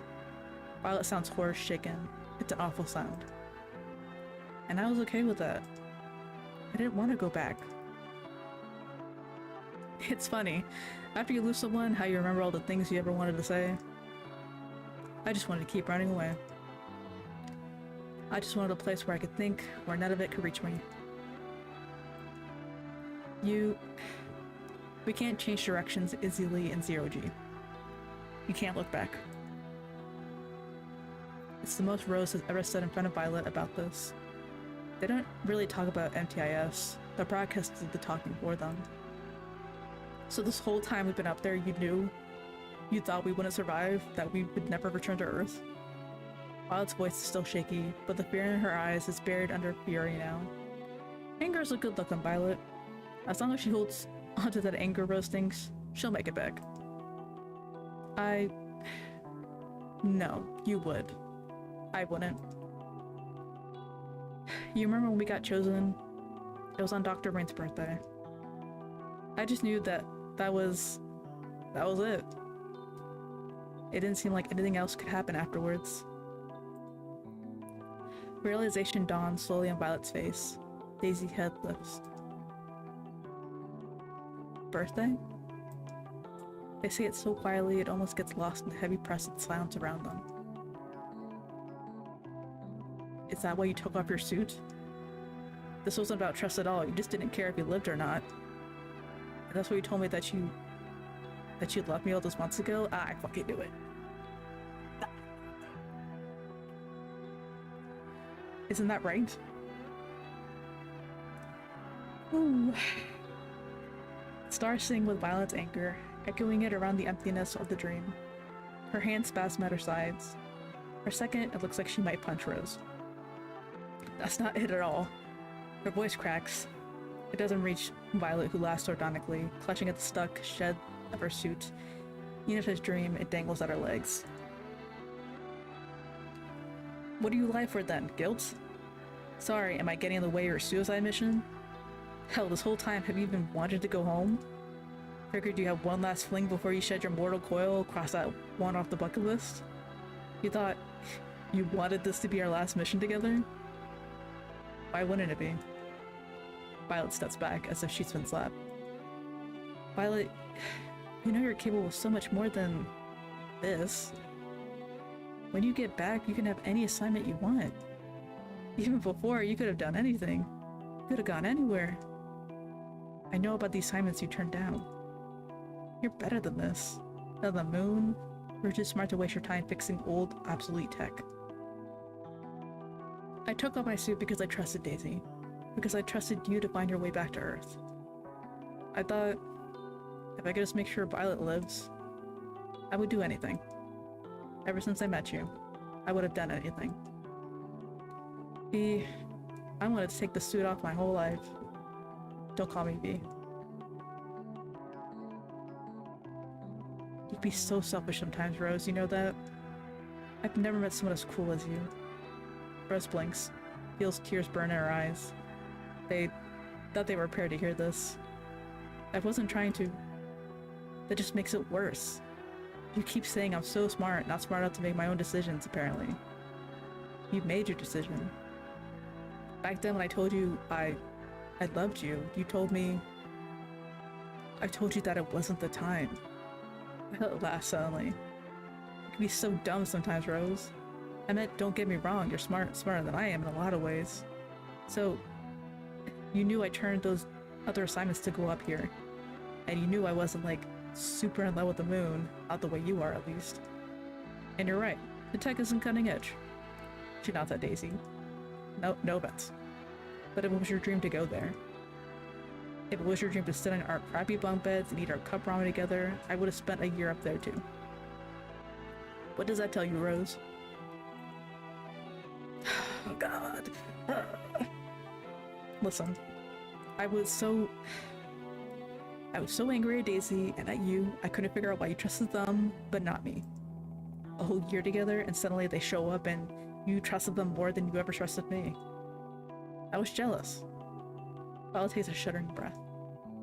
But I know I've been cruel to you. I know I hurt you. I was scared that we would hate each other if I said yes, if I told you that you feel trapped. So I guess I didn't trust you either. I didn't want to screw it up. I just needed more time. I'm not good with, you know, feelings and stuff, not the way you are. I was scared of my goddamn mind, okay? I was scared of taking off my suit too. It was the second most terrifying thing I've ever done. That was the first. This. She takes Rose's hands, letting go of the rest of her suit. I like you. A lot. I don't want this to be our last mission together. Ever since I met you, I wanted to tell you how I felt. When the NTS happened, I realized that I didn't want to die wondering. I was so scared, Violet. I thought it was us down there. If I never told you how I felt. Nobody lives forever. Our system lives are so banishedly brief. Daisy blinks. Too brief to worry about what comes after. I couldn't wait.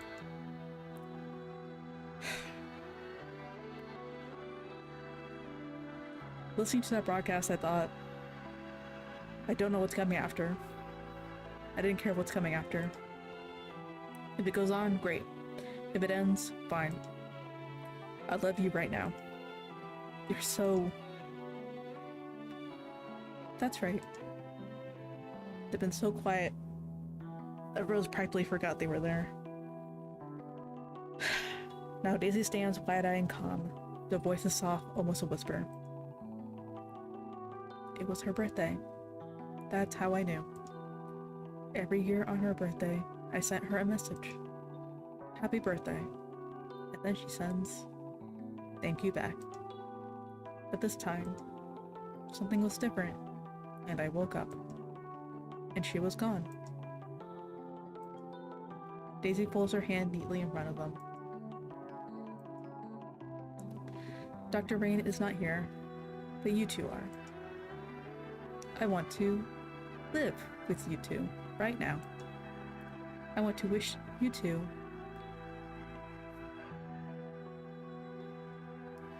happy birthday and get more thank yous back. Until you are gone, I want to live with you. Rose squeezes Violet's hand. I don't want this to be our last mission either. Violet, you're more optimistic than me. I couldn't believe in things like the future. I want to. I want to have enough faith in myself for that.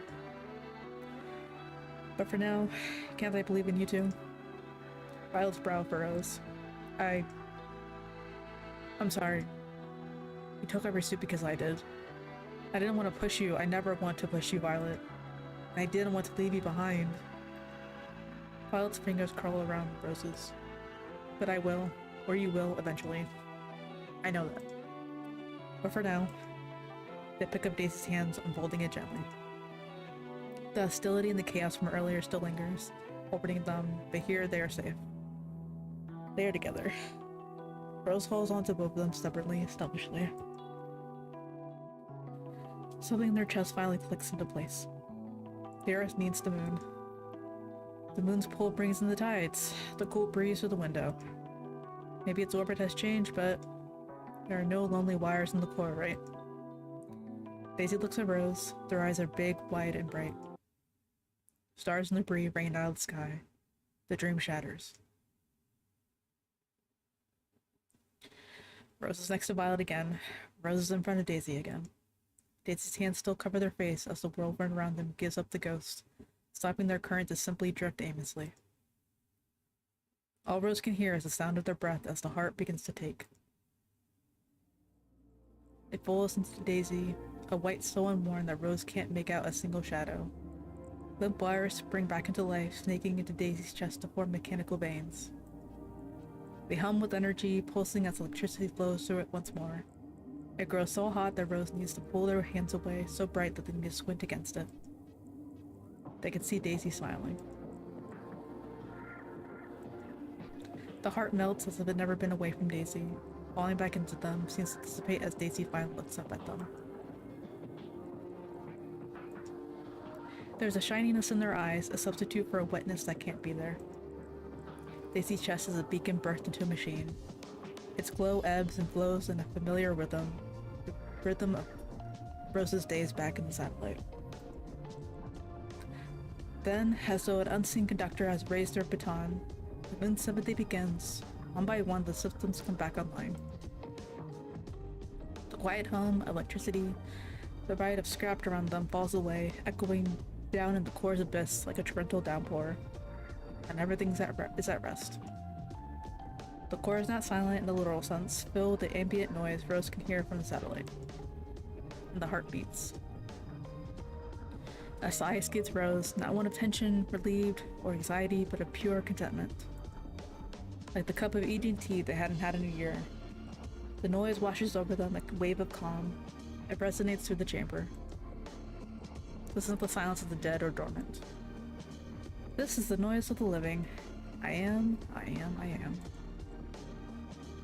You too. Rose looks up, Daisy's hands cradle her chest. Their expression's gentle, so different from the blank nothingness from minutes before. Can you come closer? This is a new kind of request, different from them asking Rose to free their hands. Not a pragmatic need, but a personal want. Violent Rose, oblige. Not just closer, Rose sweeps Daisy up in a hug that Violet soon joins. Despite the heat around them, the embrace is like summer nights in Rose's bedroom, the cool breeze through the window. It's like being hugged by... It is like hugging an angel. Thank you.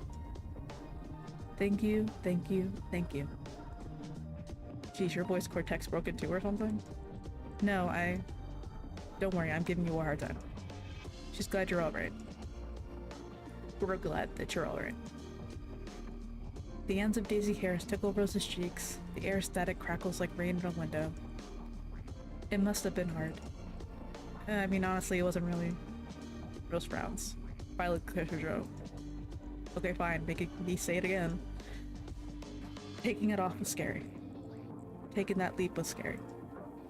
Of course, it was the scariest, stupidest thing I've ever done, but I saw you up there and I was so scared that I blinked and it'd be the last time I ever saw you. And when it came down to that, it's not like I even had a choice. Not the other option to sleep again. But even if you have been finding your own, I'm glad.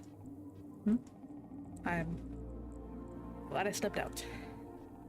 Then I'm very happy. If this resulted in something good for you two, then... But we did it for you. They bite back what they want to say, the words that almost come tumbling out of their mouth, but Violet scoffs. She knows what Rose is thinking. She sees them now. Really sees them, the way she saw them on the very first day. I trust you too. But please, seriously, don't ever put me through that again. Promise me. Okay. Taking that leap, believing in the ground, believing in the future against all odds. Rose could do that. Thank you for trusting me. I mean, I still got to exercise that a bit, but the Violet blushes. You were right. Violet startles back into a stare. What? How about it being okay? In several minutes, they remove themselves from their embrace. They'll wipe their tears and figure out the logistics of things. How to return to the rail cart, how to return to the satellite, how to return to the stone base, how to deal with Daisy. But these are minor hiccups to work out in the future they have decided for themselves. Rose is anxious, but they are not afraid. They've already taken a step through the terrifying ordeal of being themselves. For everything else, they have Violet and Daisy. Do all their stomachs still turn? A bit. Violet does not want to have any more regrets. Rose does not want to dwell back with the future in front of them. Neither of them want Daisy to be lonely. Not when they learned all the love the moon has to offer. And all the love the moon deserves. The heart beats. From the inside too. The moon looks beautiful.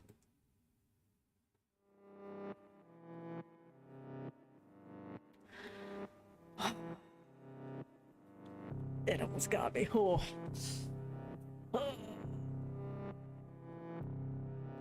Not so tragic, Yuri. Yeah. Gay people. I love gay people in space. Oh, that was good.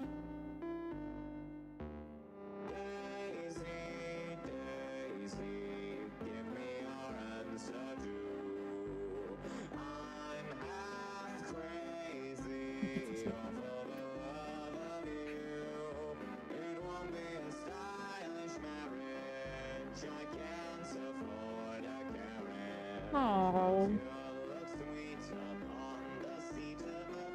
the kiss.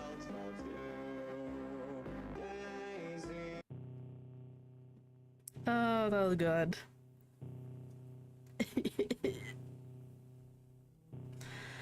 Well, that was The Moon Looks Beautiful Tonight. Yay, I finished it. Let's go in 3 hours.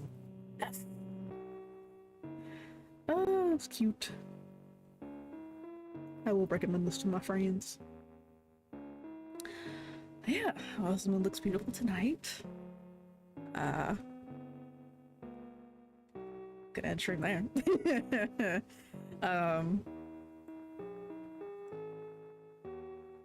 What to think about now? Next week we're gonna be finishing up hopefully In Stars in Time and It Gets So Lonely Here. More gay games. It's up my alley. But yeah, thanks for hanging out. I hope you have a good morning, afternoon, evening, night, wherever you're at. And I'll catch y'all later. Yay! Bye-bye! Bye-bye! Bye now. Bye!